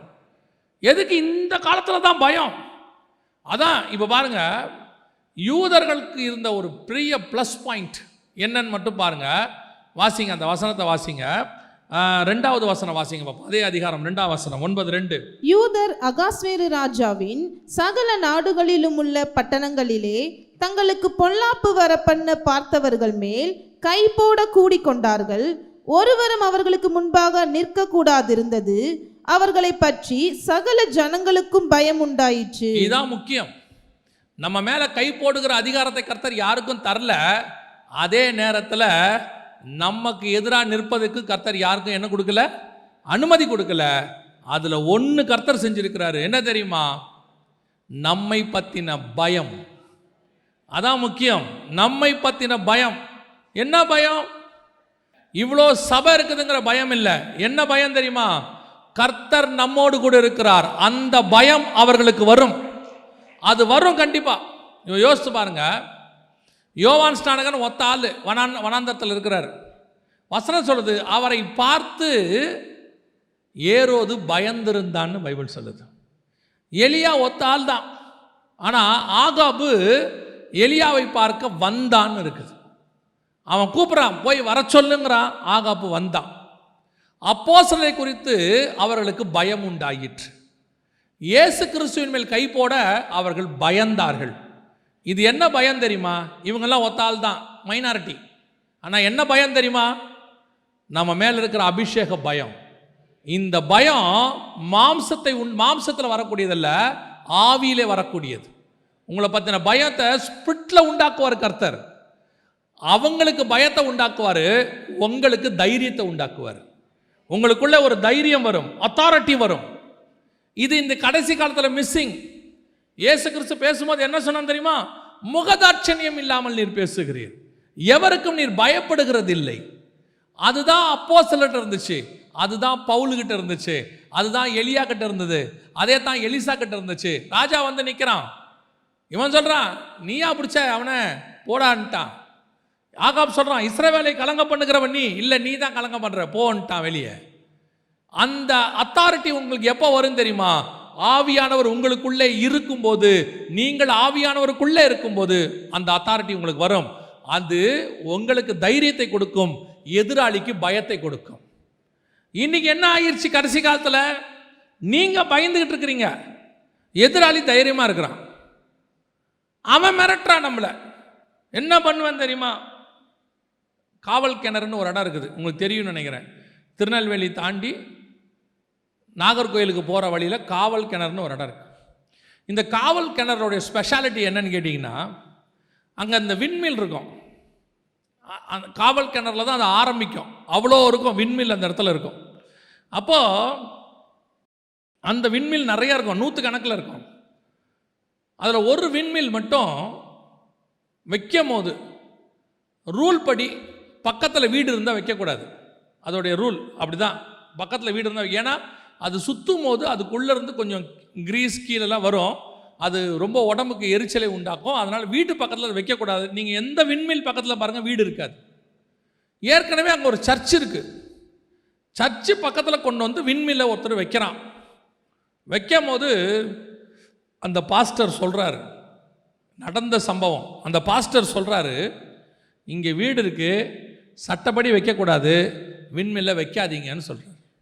அப்போது அந்த வைக்கிறவன் சொல்கிறான், வச்சா என்ன பண்ணுவேன், என்ன பண்ண போகிறேன் அப்படின்னு. அவர் சொன்னாராம், நீ வெய்யி, என்ன நடக்குதுன்னு மட்டும் பாருன்னாராம். இன்னோ அடிப்பியோ, ஆலவரத்துக்கு கூப்பியோ, நான் வைக்கிறேன் பாரு அப்படின்ட்டு 1 கோடி ரூபா செலவு பண்ணி விண்மில் வச்சாச்சு. அது ரொம்ப காஸ்ட்லி. வச்சாச்சு. அந்த ஏரியாவில் இருக்கிற எல்லா விண்மிலும் சுற்றுச்சு, அது ஒன்று மட்டும் சுற்றலை. ஒன்று மட்டும் சுற்றலை. என்னென்னவோ செக் பண்ணி பார்த்தாங்க, என்னென்னவோ பண்ணி பார்த்தாங்க. கடைசியாக என்ன பண்ணாங்க தெரியுமா? அதோட இன்ஜினியரை ஜப்பான்லேருந்து வர வச்சாங்க. அது ஒரு ஃபேமஸ் கம்பெனி, கம்பெனி பேர் வேண்டாம், ஃபேமஸ் கம்பெனி. ஜப்பான்லேருந்து இன்ஜினியர்ஸ் கொண்டு வந்தாங்க. இன்ஜினியர்ஸை சென்னைக்கு வர வச்சு, அங்கேருந்து காவல் கிணறு கூப்பிட்டு வந்து, அதுக்கே லட்சக்கணக்கில் செலவு. எல்லாம் வந்து செக் பண்ணி பார்த்துட்டு, அந்த ஜப்பான் இன்ஜினியர்ஸ் சொன்னது, ஜப்பனீஸ் சொன்னது, என்ன ரீசன்னு தெரில, மேனுஃபேக்சரிங்லேயே ஏதோ ஃபால்ட் இருக்கு, இதை விட்டுருங்க, இது ஒன்றும் பண்ண முடியாதுன்ட்டு போயிட்டான். கடைசியில் அந்த விண்மில் அங்கேருந்து எடுத்துட்டாங்க. இன்னைய வரைக்கும் அந்த சர்ச்சு பக்கத்தில் விண்மில் இருக்காது. நம்மை குறித்த பயம் அவர்களுக்கு வரும். கர்த்தர் நமக்காக வழக்காடுகிறவர், நமக்காக யுத்தம் செய்கிறவர். தேவன் இன்னும் ஜீவனோடு கூட இருக்கிறார். நீங்கள் இந்த அறிவியல் வளர்ச்சி, செல்ஃபோனு, இன்டர்நெட்டு, வைஃபை எல்லாம் வந்த உடனே ஏதோ நீங்கள் மாடர்னைஸ் ஆகிட்டீங்க, ஆண்டவர் ரொம்ப ஓல்டு ஆண்டவர் நினச்சிக்காதீங்க. ஆண்டவர் இன்னும் ஃப்ரெஷ்ஷாக தான் இருக்கிறாரு, இன்னும் எங்கே தான் இருக்கிறாரு. இன்றைக்கும் அதே வேகத்தோடு தான் யுத்தம் பண்ணுறாரு. நீங்கள் தெரிஞ்சுக்கணும், முதல்ல உங்களுக்கு அந்த பயம் இருக்கக்கூடாது. இன்னைக்கு இங்கே என்ன பிரச்சனை தெரியுமா? இன்னைக்கு நமக்கு அந்த விசுவாசமெல்லாம் போனதுனால பயம் வந்துருச்சு. பைபிள் சொல்லுது, நரகத்துக்கு போகிறவங்க லிஸ்ட்டில் ஃபஸ்ட்டு யார் இருக்கா தெரியுமா? பயப்படுகிறவர்கள் தான் ஃபஸ்ட்டு. எதுக்கு பயப்படுறவங்க? தேவனுக்கு பயப்படுறவங்க இல்லை, தேவனுக்கு கண்டிப்பாக பயப்படணும். எதுக்கு பயப்படுறவங்க? இந்த உலகத்துக்கு பயப்படுறவங்க, பிசாசுக்கு பயப்படுறவங்க. இவங்க எதுக்கு எடுத்தாலும் பயம். ஐயோ அவங்க அப்படி இருக்காங்க, இவங்களுக்கு அதிகாரம் இருக்குது. அதிகாரத்தில் யார் வேணாலும் இருக்கட்டும், ஆனால் உங்கள் கூட என் கூட யார் இருக்கா தெரியுமா? ராஜாக்களை தள்ளி ராஜாக்களை உருவாக்குகிற பூமியின் அதிபதி, ராஜாக்களுக்கெல்லாம் அதிபதினு வசனம் சொல்லுது. அவர் நம்மோடு கூட இருக்கிறார். அந்த தைரியம் வரணும். அந்த தைரியம் உங்களுக்கு வந்தாதான் உங்களை பற்றின பயம் அவங்களுக்கு வரும். உங்களுக்கு தைரியம் வராமல் அங்கே பயம் வராது. இங்கே இதான் பிரச்சனை. யூதம் பாருங்க, இத்தனை 22 நாடு, அரபு நாடு, அத்தனை பேரும் எதிராக நிற்கிறான், பயப்படுறான பாருங்க. ஆனால் ஒருத்தனை பற்றின பயம் எல்லாருக்கும் இருக்குது இல்லை? சாதாரணமாக இல்லை, அமெரிக்காவுக்கே அவனை பற்றின பயம் இருக்குது. அவன் என்ன பண்ணுவான்னு தெரியாதுன்னு ஒரு பயப்படுறாங்க. எழுதுறான் பாருங்க, யார் வேணா எழுதுறான் பாருங்க. எழுதும் போது என்ன சொல்றான்? யூதர்கள் மோசமானவர்கள், அவர்களுடைய உளவாளிகள் உலகம் முழுக்க இருக்கிறாங்க, அவங்க எந்த நாட்டுக்குள்ள போய் என்ன வேணாலும் பண்ணுவாங்க. இந்த பயம் எப்படி வந்துச்சு? முதல்ல அவனுக்கு அவனை பற்றின ஒரு தைரியம் இருக்குது, நம்மளால் செய்ய முடியும்னு. உங்களுக்கும் எனக்கும் ஸ்பிரிச்சுவல் தைரியம் வரணும். இன்றைக்கி ஒரு தீர்மானம், அவன் என்ன வேணாலும் சொல்லட்டும், யார் வேணாலும் என்ன சொல்லட்டும், உன்னை அப்படி பண்ணுவேன், இப்படி பண்ணுவேன், இல்லாமல் பண்ணுவேன், என்ன வேணால் சொல்லட்டும். ஒன்று மட்டும் உண்மை, பகைவர் மேற்கொள்ள கர்த்தர் அதிகாரம் கொடுக்கவில்லை. பகைவரை மேற்கொள்ளுகிற அதிகாரத்தை தான் கர்த்தர் என் கையில் கொடுத்துருக்கிறார். அதுதான் கர்த்தர் நமக்கு கொடுத்துருக்கிறது. அந்த தைரியம் மட்டும் உங்களுக்கு வந்துட்டா போதும். தைரியமாக சொல்லுங்கள். பல நேரங்களில் பிரச்சனைகள் வரதான் செய்யும், பிரச்சனை இல்லாமல் வாழ்க்கை வராது. இப்போ கடைசி காலத்தில் தான் ஒரு வித்தியாசமான உபதேசம் வந்திருக்குது. உங்களுக்கு பிரச்சனையே இல்லை, போராட்டமே இல்லைன்னுலாம் சொல்கிறாங்க. எல்லாம் உண்டு, அதுக்கு நடுவில் தான் நம்ம கிராஸ் பண்ணி போகிறோம். ஆனால் அந்த போராட்டமோ பிரச்சனையோ மனுஷனோ உங்களை மேற்கொள்ளாதபடிக்கு கர்த்தர் பத்திரமாய் பார்த்துக்கொள்வார். அதுதான் கர்த்தர் செய்கிறது. இந்த இடத்துல வசனம் தெளிவாக சொல்லுது, யூதர்கள் பகைவரை மேற்கொண்டார்கள். யாரை? அவர்களை மேற்கொள்ள வேண்டும் என்று பயந்தவர்களை அவர்களை என்ன செஞ்சாங்களாம்? மேற்கொண்டார்கள். சரி, இவ்வளவு காரியமோ மாறுதலாய் முடிந்தது. இதுக்கு என்ன காரணம்? இதுக்கு என்ன காரணம்? எல்லாம் மாற்றி மாற்றி முடிஞ்சிச்சே. இதுக்கு பேசிக்காக 2 காரியம் இருக்குது. அதை மாத்திரம் சொல்லிட்டு நான் ஜெபம் பண்ணி முடிக்க விரும்புகிறேன். நல்லா கவனிங்க, பேசிக்காக 2 காரியம். ஒன்று வாசிங்க, 4ஆம் அதிகாரம் 16வது வசனத்தை வாசிங்க. நீ போய் சூசானில் இருக்கிற யூதரையெல்லாம் கூடி வர செய்து 3 நாள் அல்லும் பகலும் புசியாமலும் குடியாமலும் இருந்து எனக்காக உபவாசம் பண்ணுங்கள். நானும் என் தாதிமாரும் உபவாசம் பண்ணுவோம். இவ்விதமாக சட்டத்தை மீறி ராஜாவினிடத்தில் பிரவேசிப்பேன். நான் செத்தாலும் சாகிறேன் என்று சொல்ல சொன்னாள். இதுதான் பேசிக். அவளுக்கு அதுக்கு முன்னாடியே முந்தின அதிகாரத்தில் நீங்கள் வாசிச்சு பாருங்க, ராஜாவை தலையில் கிரீடத்தை வச்சு அவளை ராஜகுமாரத்தின்னு சொல்லிட்டான். 2:17 வாசிங்க. ஸ்திரீகளை பார்க்கிலும் எஸ்தர் மேல் அன்பு வைத்தான். சகல கன்னிகைகளை பார்க்கிலும் அவளுக்கு அவன் சமூகத்தில் அதிக தயையும் பட்சமும் கிடைத்தது. ஆகையால் அவன் ராஜ கிரீடத்தை அவள் சிரசின் மேல் வைத்து அவளை வஸ்தியின் ஸ்தானத்திலே பட்டத்து ஸ்ரீயாக்கினான். பட்டத்து ஸ்ரீ ஆயாச்சு, போஸ்டிங் கொடுத்தாச்சு, பவர் வந்துருச்சு. 127 நாட்டுக்கு அவ ராஜகுமாரத்தி, இப்போ ராஜாவோட எல்லாம் ஓகே தான். ஆனால் இவ்வளவு அதிகாரத்தை அவள் நம்புவதற்கு முன்பாக ஒன்று செய்கிறா. பிரச்சனை வந்த உடனே மொர்தெகாயை பார்த்து சொல்கிறா, நானும் தாதிமாரும் உபவாசம் இருப்போம், 3 நாள் புசியாமலும் குடியாமலும் உபவாசம் இருப்போம், நீங்களும் இருங்கள். இதுதான் ரொம்ப இம்பார்ட்டண்ட். இன்னைக்கு ராஜகுமாரத்தி ஆகிற வரைக்கும் நம்ம உபவாசம் இருப்போம். அதாவது நமக்கு எதிர்பார்க்குற காரியம் நடக்கிற வரைக்கும் நம்ம என்ன பண்ணுவோம்? ஃபாஸ்டிங். எல்லாம் ஓகே தான். அதுவும் பார்த்தீங்கன்னு சொன்னால் ஒரு குழந்தை இல்லை அப்படின்னு சொல்லியாச்சுன்னா சர்ச்சில் நடக்கிற எல்லா ஃபாஸ்டிங் ப்ரேயர்லையும் அவங்க இருப்பாங்க. அழுது ஜெபம் பண்ணுவாங்க. குழந்தை பிறந்த பிறகு 2 வருஷத்துக்கு ஆளே இருக்காது. பாஸ்டர் என்னைக்காவது பார்த்து கேட்பார், எங்கே உங்களை சர்ச்சு பக்கமே காணோம். அவங்க சொல்லுவாங்க அடுத்த வார்த்தை, இந்த குழந்தைய வச்சுக்கிட்டு எங்கே பாஸ்டர் வர முடியுது, இதோடைய நேரம் சரியாக இருக்குது, வேலை கிடைக்கலம்பாங்க. உபவாசம் போட்டு ஜெபம் பண்ணி அழுவாங்க. ஒவ்வொரு உபவாச கூட்டத்திலையும் ஜெப குறிப்பு எழுதி கொடுப்பாங்க, எனக்கு வேலை கிடைக்கவில்லை, தயவு செய்து ஜெபிக்கவும். இங்கேயும் ஊக்கமாக ஜெபம் பண்ணுவாங்க, வேலை கிடைச்சிடும். அதுக்கப்புறம் பாருங்கள், சர்ச்சு பக்கமே ஆள் வராது, சண்டேவே வராது. பாஸ்டர் கேட்பார், எங்கே நீங்கள் சண்டே கூட ஆளை காணுமே. பாஸ்டர் சண்டே கூட வேலை வச்சுட்டாங்க, பிஸியாக இருக்குது. இப்போ நம்மை பொறுத்த வரைக்கும் நாம் நினைக்கிற காரியம் நடக்கிற வரைக்கும் என்ன பண்ணுவோம்? ஃபாஸ்ட் பண்ணுவோம், ஜெபம் பண்ணுவோம், எல்லாம் பண்ணுவோம்.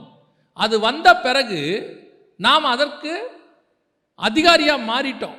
இப்போ நமக்கு அந்த ஃபாஸ்டிங்லாம் தேவையில்லை, ப்ரேயர் தேவையில்லை. இன்னும் சொல்ல போனால் ஆரம்பத்தில் சர்ச்சுக்கு வரும்போது இருக்கக்கூடியதான ஸ்பிரிச்சுவல் டெடிகேஷன் இப்போ இருக்கா அவங்களுக்கு? இப்போ இருக்கா? ஆரம்பத்தில் வரும்போது ஓடி வரும்போது இருந்த டெடிகேஷன் இப்போ கர்த்தர் உங்களை ஆசீர்வதிச்சு உங்கள் உண்மைக்கு தக்கதாக வீடு கொடுத்து, காரு கொடுத்து, பைக் கொடுத்து, நல்ல வேலை கொடுத்து, பிள்ளையை கொடுத்து, சம்பாத்தியத்தை கொடுத்து, எல்லாம் கொடுத்துட்டார். ஆனால் அந்த டெடிகேஷன் இருக்கா? இப்போ அந்த ஓடி வரீங்களா? இப்போ என்ன சொல்கிறீங்க? ரொம்ப பிஸி, டைமே இல்லை. இப்போ எல்லாரும் கற்று வச்சுட்டு இருக்கிற ஒரு பெரிய வார்த்தை என்னது? டைமே இல்லை.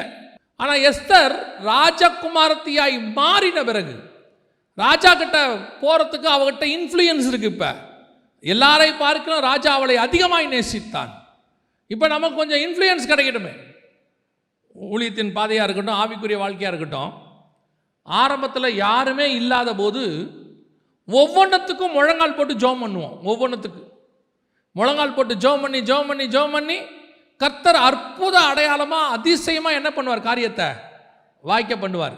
வந்து சாட்சி சொல்லுவோம், கர்த்தர் அற்புதமாக செஞ்சார், அதிசயமாக செஞ்சார்.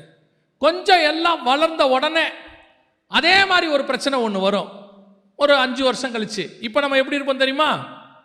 எனக்கு இந்த ஏரியா கவுன்சிலரை தெரியும், எனக்கு அந்த எஸ்ஐ ரொம்ப தெரிஞ்சவர் தான், வேண்டப்பட்டவர் தான்.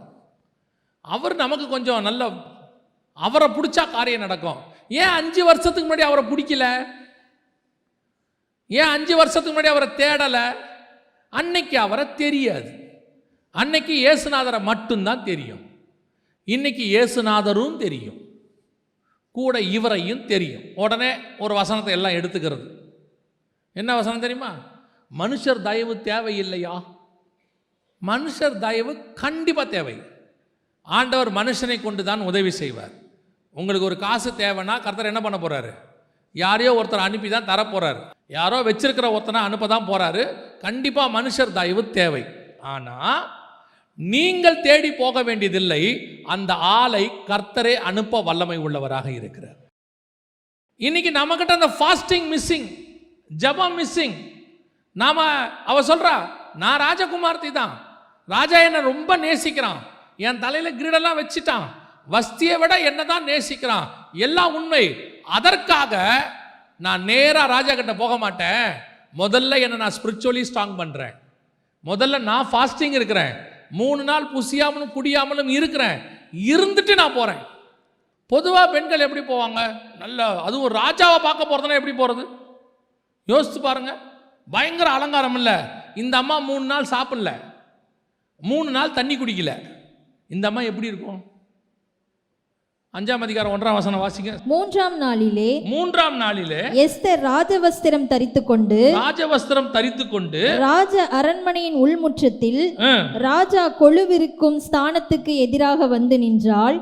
3ஆம் நாளிலே அப்படின்னா அந்த அம்மா ஃபாஸ்டிங் முடிச்ச உடனே போயிருக்கு. 3ஆம் நாளிலே, இன்னும் ஃபாஸ்டிங் முடியல, ஃபாஸ்டிங்கோட போயிருக்கு. அப்படின்னா அந்த அம்மா எப்படி இருந்திருக்கும்? 3 நாள் வெறும் சாப்பாட்டில் மட்டும் இல்லை, அந்த அம்மா 3 நாள் புசிக்கவே இல்லையா? குடிக்கவும் இல்லையா, வந்து நிற்கிது ராஜாவுக்கு முன்னாடி. எப்படி இருந்திருக்கும் பாருங்க. நான் எப்பவும் சொல்லுவேன், ஃபாஸ்டிங் அப்படின்னா கதவை சாத்திக்கிட்டு வீட்டுக்குள்ளே போயிடுங்க. அதுக்கப்புறம் வெளியே வரவே, முடிக்கிற வரைக்கும், ஃபாஸ்டிங் முடிக்கிற வரைக்கும் என்ன செய்யாதீங்க, வெளியே வராதிங்க. வெளியே வர வேண்டிய வேலை இருக்குதா, ஃபாஸ்டிங் இருக்காதீங்க. எஸ்தர் 3 நாளும் புசியாமலும் குடியாமலும் ராஜா முன்னாடி போய் நிற்கிறா. இப்போ என்ன யோசிச்சிருக்கணும், இப்போ ஒரு முக்கியமான விஷயத்தை கேட்க போகிறோம், இப்போ ராஜா கிட்ட போய் நிற்க போகிறோம். ராஜாவுக்கு முதல்ல நம்மளை என்ன செய்யணும், பிடிக்கணும். அப்போ நம்ம இருக்கிற அளவுக்கு முடிஞ்ச வரைக்கும் என்ன செய்யணும், நம்மளை நல்லா ராஜாவுக்கு பிடிக்கிற மாதிரி போகணும். அவள் அதெல்லாம் கவலையப்படவே இல்லை. நான் ராஜவஸ்திரம் தரிச்சிட்டேன், என் முகம் எவ்வளவு வாட்டமாக இருந்தாலும் சரி, எவ்வளவு துக்கமாக இருந்தாலும் சரி, எவ்வளவு டயர்டாக இருந்தாலும் சரி, நான் ஒன்று முடிவெடுத்திருக்கிறேன். ராஜா என் கண்களில் தயவு கிடைக்க வேண்டுமானால் முதலில் பரலோகத்தில் இருக்கிற ராஜாவின் கண்களிலே எனக்கு தயவு கிடைக்க வேண்டும்.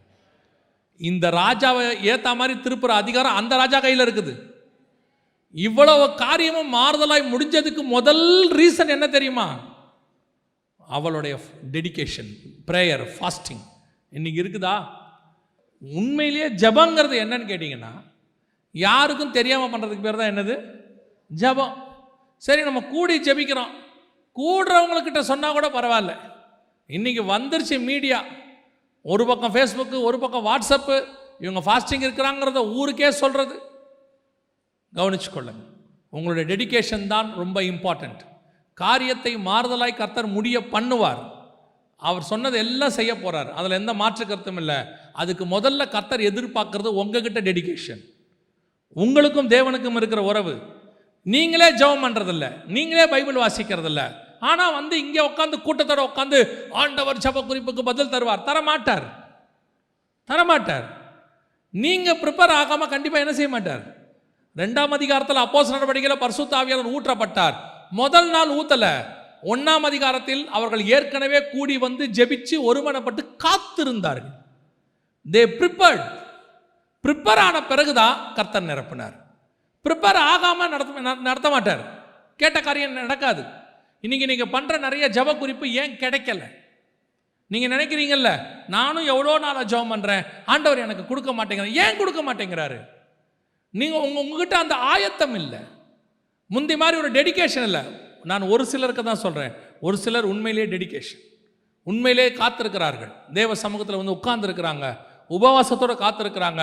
அவர்கள் ஜெபங்களுக்கு கர்த்தர் பதில் தர வல்லமை உள்ளவராக இருக்கிறார்.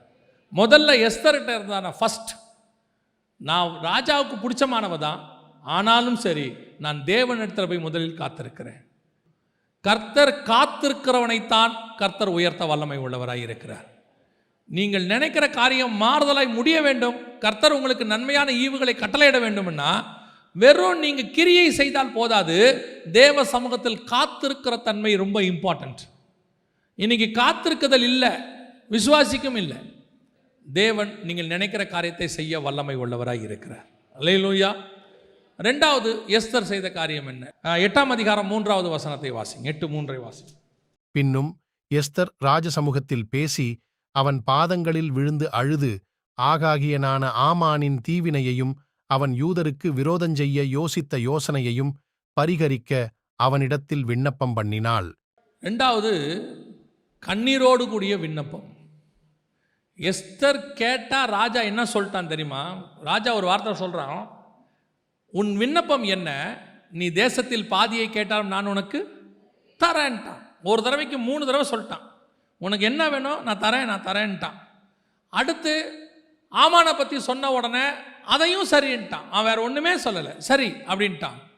ஆனாலும் தன் ஜனங்களுடைய விடுதலைக்கு எஸ்தர் செய்த இன்னொரு மிக முக்கியமான விஷயம், அவன் பாதங்களில் விழுந்து அழுது கெஞ்சி விண்ணப்பம் பண்ணினான். கர்த்தரை அசைக்கிற 2வது மிக முக்கியமான காரியம் என்ன தெரியுமா? உங்களுடைய கண்ணீர். ஆனால் அது உண்மையான கண்ணீராக இருக்கணும். யோசித்து பாருங்க, லாசரு மரித்து விட்டான், கர்த்தர் உயிரோடு கூட எழுப்ப வந்துட்டார். மார்த்தாள் வந்து பேசுகிறாங்க. மார்த்தாள் பேசும்போது, நீர் இருந்திருப்பீரானால் என் சகோதரன். இப்போ இயேசு உடனே அவளுக்கு ஒரு வசனம் சொல்கிறார், உன் சகோதரன் உயிரோடு கூட எழுந்திருப்பான். உடனே அந்த அம்மா, கடைசி நாட்களில் அவன் நித்திய ஜீவனை சுதந்திரிப்பான். கான்வர்சேஷன் போயிட்டுருக்கு ரெண்டு பேருக்கு நடுவில். மரியாள் வராங்க, அடுத்து செகண்ட் மரியாள் வராங்க. அடுத்த வசனம் இதே சேம் டைலாக் தான், வேறு டைலாக்கே இல்லை. மரியாளும் அதே டைலாக் தான்.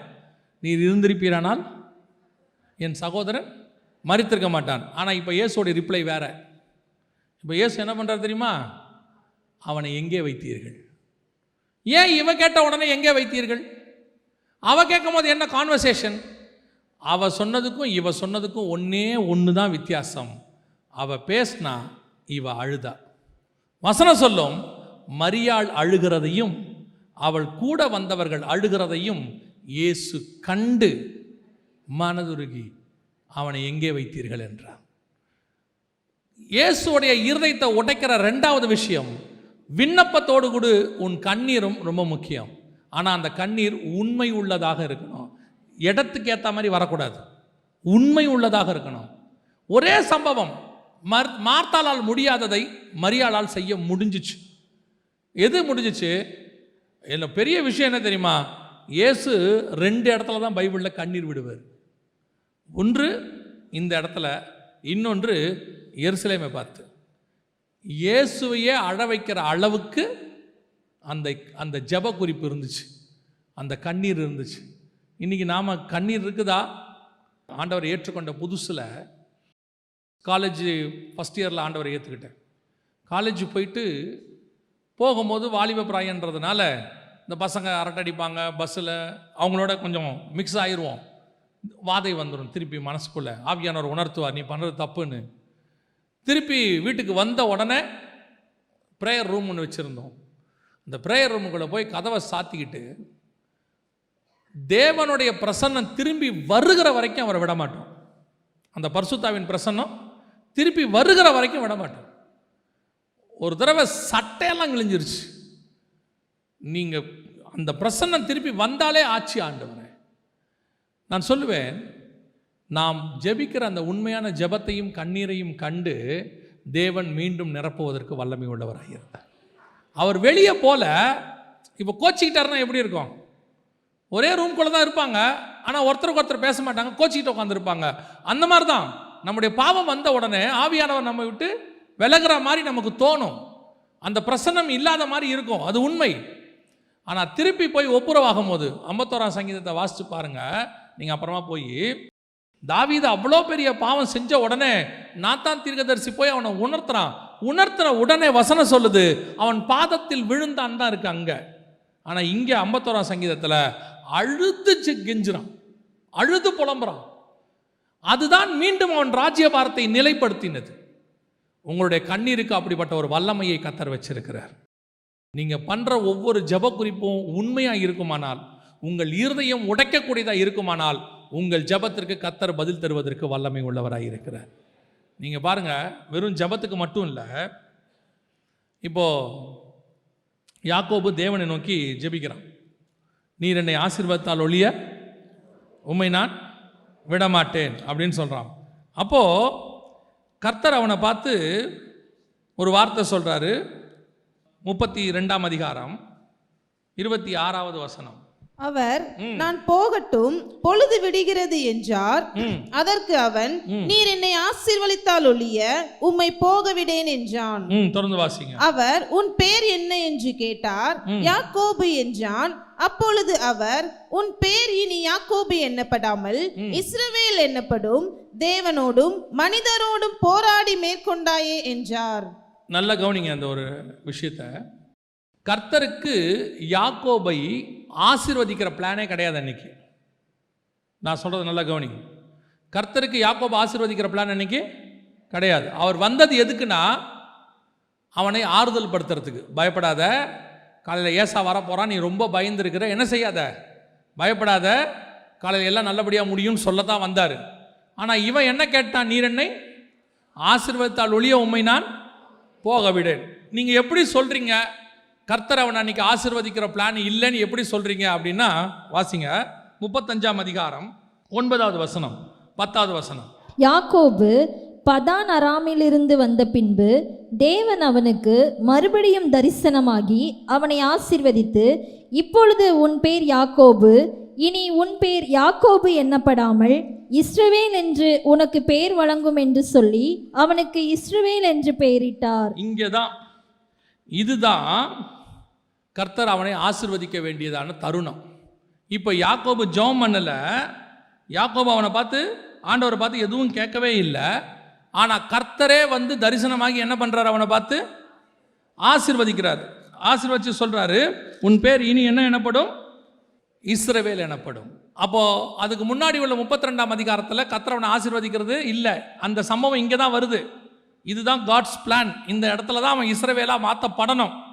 ஆனால் அந்த ஆசீர்வாதத்தை முன்கூட்டி அவன் என்ன பண்ணுறான், பெற்றுக்கொள்ளுகிறான். எப்படி பெற்றுக்கொள்கிறான்?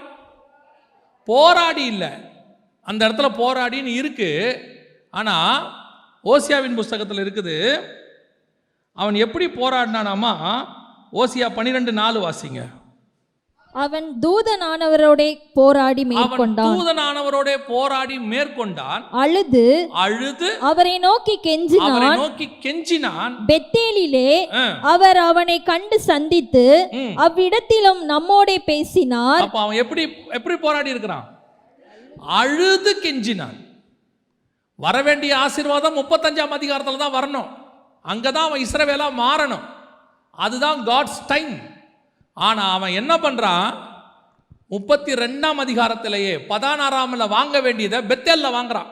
அவன் சொல்கிறான், அழுது போராடி நீங்கள் ஆசீர்வாதத்தால் ஒழிய உண்மை நான் விட மாட்டேன்னு. நீங்கள் ஆதியாகமத்தில் படிக்கும்போது எப்படி இருக்குன்னா, ஆண்டவரோட சண்டை போட்ட மாதிரி இருக்கும். போராடி மேற்கொண்டாயே. அவன் போராடிலாம் மேற்கொள்ளலை. அவன் என்ன பண்ணியிருக்கிறான், அழுதுகிட்டே உட்காந்துருக்கிறான். அழுதுனே இருக்கான் நைட்டு முழுக்க. அவருக்கு போகவே மனசு இல்லை. அவர் சொல்கிறாரு, சரி என்னை விட நான் போகிறேன். சரி நீங்கள் போங்க. சிலர் இருக்கான் வீட்டில் பார்த்துருப்பீங்கள, அது ஒன்றுமே செய்யாது, அழுதுனே இருக்கும். அப்படி நம்ம போகலாம் சரி அப்படின்ட்டு கிளம்புவோம், போக வராது. அதுவும் குறிப்பாக பிள்ளைகள், இந்த குட்டி பிள்ளைகள் அழ ஆரம்பிச்சிருச்சுன்னா தகப்பனை பார்த்துருக்கீங்களா, வெளியே போகவே மனசு வராது.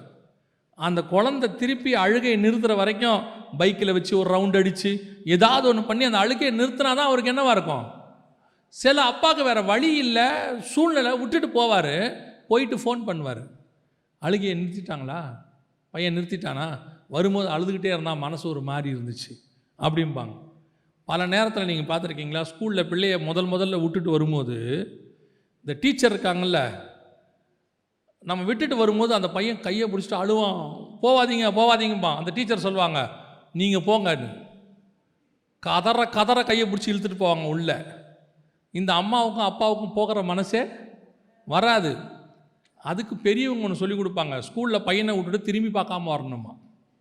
எப்படி கண்டுபிடிச்சிருக்காம பாருங்க. எதுக்குன்னு அந்த அழுகிற ஆளை விட்டுட்டு நம்மளால் என்ன செய்ய முடியாது, போக முடியாது. அப்படியே யாக்கோபு என்ன பண்ணியிருக்கிறான், சரி நான் போகிறேன். சரி போங்க, டேய் நான் போகிறேன்டா, போங்க. சரிடா, முடியாது, நான் அழுதுனே தான் இருப்பேன். நீங்கள் ஆசீர்வதிச்சாலோலையே உண்மை நான் விட மாட்டேன். கர்த்தர்கிட்ட நெஞ்சை நிமித்தி ஜெயிச்சவன் ஒருத்தனும் இல்லை, ஆனால் அழுது தோத்தவன் ஒருத்தனும் இல்லை. அழுதால் கர்த்தர் கண்டிப்பாக செய்வார். ஆனால் உன் அழுகை உண்மையாக இருக்கணும், அதான் முக்கியம். அழுகனா ஃபேக் அழுகை இல்லை, உண்மையான அழுகை. ராத்திரி முழுவதும் உட்காந்து அழுதானாமா பாருங்க. பொழுது விடிகிற நேரம் வந்துருச்சு, நல்லா தான் அழுதுருப்பான் போல. அவனுடைய விண்ணப்பம் என்ன, என்னை ஆசீர்வதிக்க வேண்டும். அதோட எதை மிக்ஸ் பண்ணிட்டான், அழுகையை மிக்ஸ் பண்ணிட்டான். அதான் எஸ்தருக்கு சொல்றா, அவன் பாதங்களில் விழுந்து அழுது.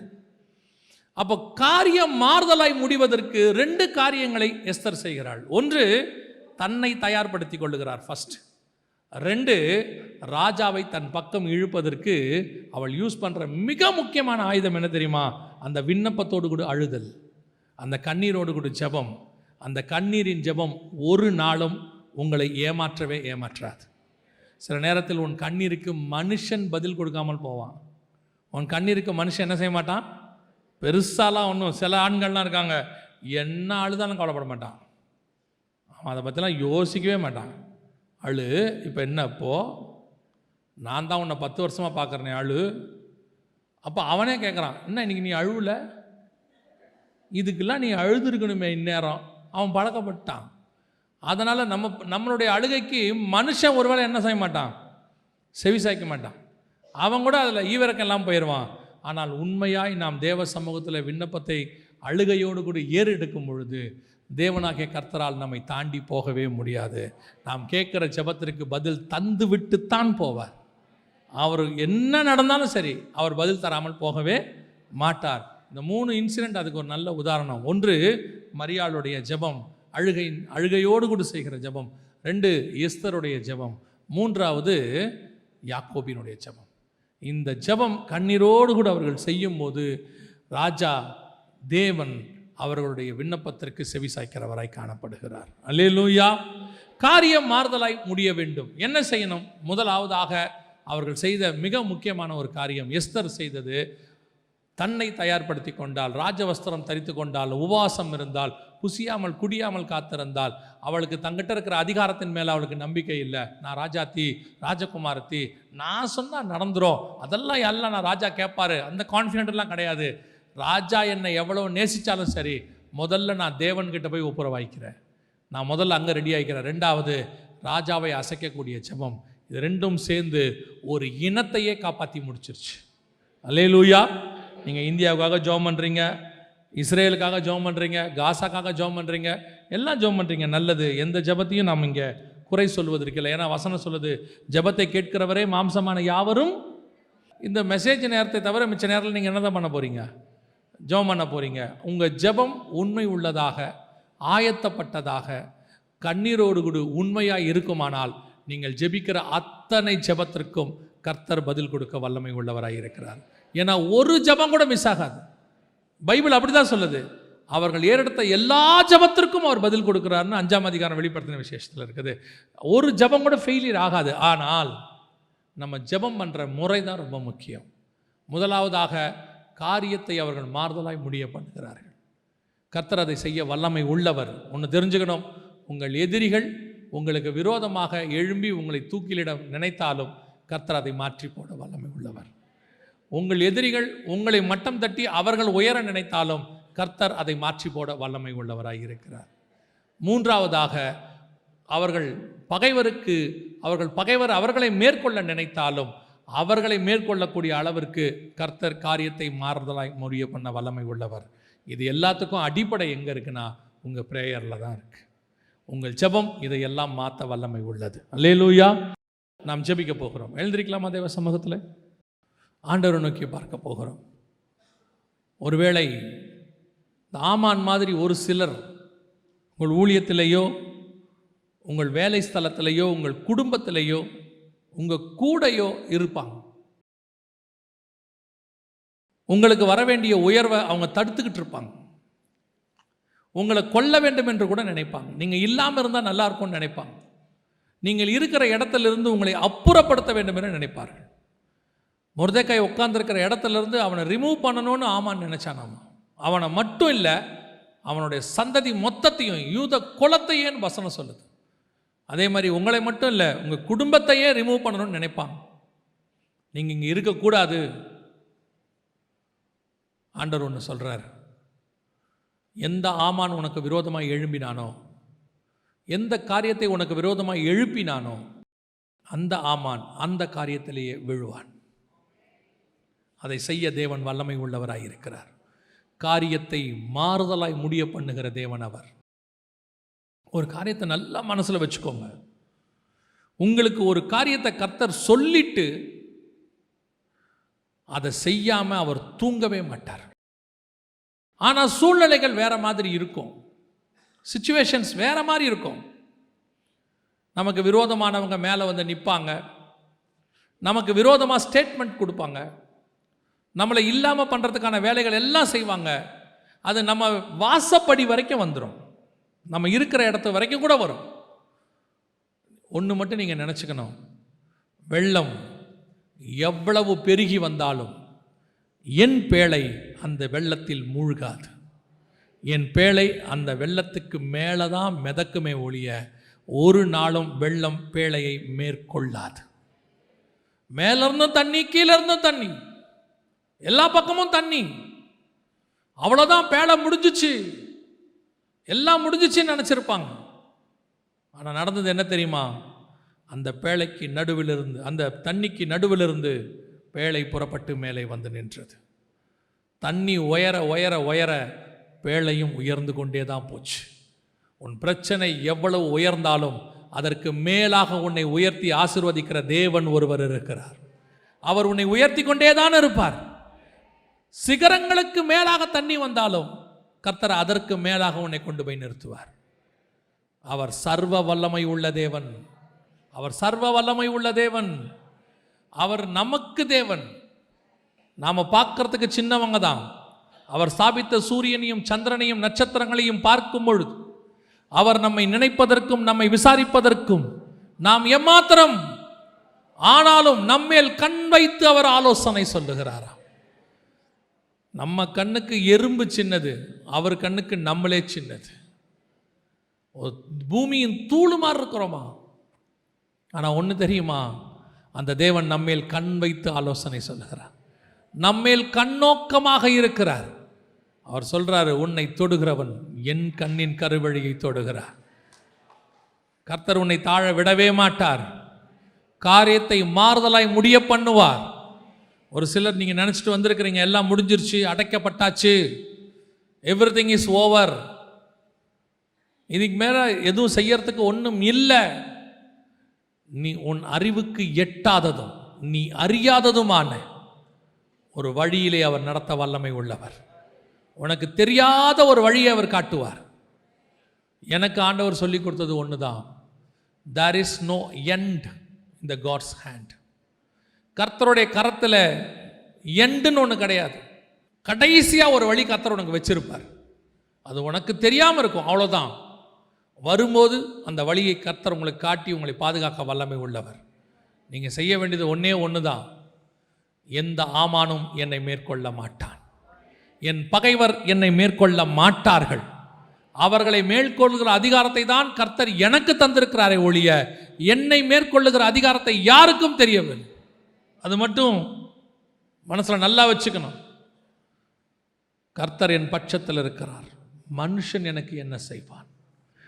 நாசியில் சுவாசமுள்ள மனுஷனை நம்புவதை பார்க்கிலும் தேவன் பேரில் பற்றுதலாய் இருப்பது நலம். உனக்கு ஆண்டவர் ராஜவஸ்திரம் தரிப்பார். உன்னை அநேகருக்கு முன்பாக உயர்த்துவார். ஒருவேளை இன்னைக்கு நீங்கள் புழுதியில் உட்கார்ந்துருக்கலாம், இன்னைக்கு நீங்கள் கூக்குரல் இட்டுக்கிட்டு இருக்கலாம், இன்னைக்கு நீங்கள் மனுஷர் கண்களுக்கு முன்பாக பைத்தியத்தை போல காணப்படலாம். உன் வீட்டில் உன்னை பார்த்து எதுக்கும் உதவலைன்னு சொல்லி இருக்கலாம். இயேசு இயேசுன்னு போயிட்டு இன்னைக்கு ஒன்றுமில்லாமல் உட்கார்ந்துருக்கியேன்னு சொல்லலாம். ஆனால் ஆண்டவர் சொல்றார், ஒரு நாள் வரும், உன்னை ராஜ வஸ்திரம் தரித்து அவர்கள் கண்களுக்கு முன்பாக உன் பெருமையை நான் சொல்லுவேன், உன்னை அழைத்ததை நான் ஒப்பு கொடுப்பேன், உன் பேரை நான் பெருமைப்படுத்துவேன், நீ என்னுடையவன் என்பதை நிரூபித்து காட்டுவேன், நீ என்னுடையவன் என்பதை நிரூபித்து காட்டுவேன். God will honor you. எல்லார் கண்களுக்கு முன்பாக கர்த்தர் உங்களை உயர்த்துவார். நீங்க மாத்திரம் அவிசுவாசமா இருந்துராதீங்க. நாம ஜெபிக்க போகிறோம். என் காரியம் மாறுதலாய் முடியும் என்று நான் விசுவாசிக்கிறேன். நீங்க ஸ்தோத்திரம் பண்ணிட்டீங்கன்னா கர்த்தர் கண்டிப்பா செஞ்சிருவார். எந்த காரியத்துக்காக ஜெபம் பண்றீங்களோ அந்த காரியத்துக்காக ஸ்தோத்திரம் பண்ணுங்க. கர்த்தர் செய்ய வல்லமை உள்ளவர். கர்த்தர் செய்ய போகிறார். கர்த்தர் செய்து விட்டார். வருகிற நாட்களில் நாம் அதை பார்க்க போகிறோம். கர்த்தர் செய்த பெரிய காரியத்தை வெளியரங்கமாய் கர்த்தர் செய்ததை நாம் வெளியரங்கமாய் பார்க்க போகிறோம். அந்தரங்கத்தில் செய்ததை வெளியரங்கமாய் பார்க்க போகிறோம். Thank you Jesus. நன்றி ஆவியானவரே. கொடான கொடி ஸ்தோத்திரம், கொடான கொடி ஸ்தோத்திரம். உடைய மகிமையுள்ள கரத்தில் எங்களை தாழ்த்துகிறோம் ஆண்டவரே. வருகிற நாட்களிலே இன்று சொன்ன இந்த வார்த்தையை நீ நிறைவேற்றி அதன் மூலமாய் செய்ததை நாங்கள் சாட்சியாய் கேட்க போற தயவுக்காய் ஸ்தோத்திரம். நாங்கள் சாட்சியாய் கேட்க போற தயவுக்காய் நன்றி. கர்த்தர் நீர் செய்ய போற பெரிய மகா பெரிய காரியங்களுக்காய் ஸ்தோத்திரம்.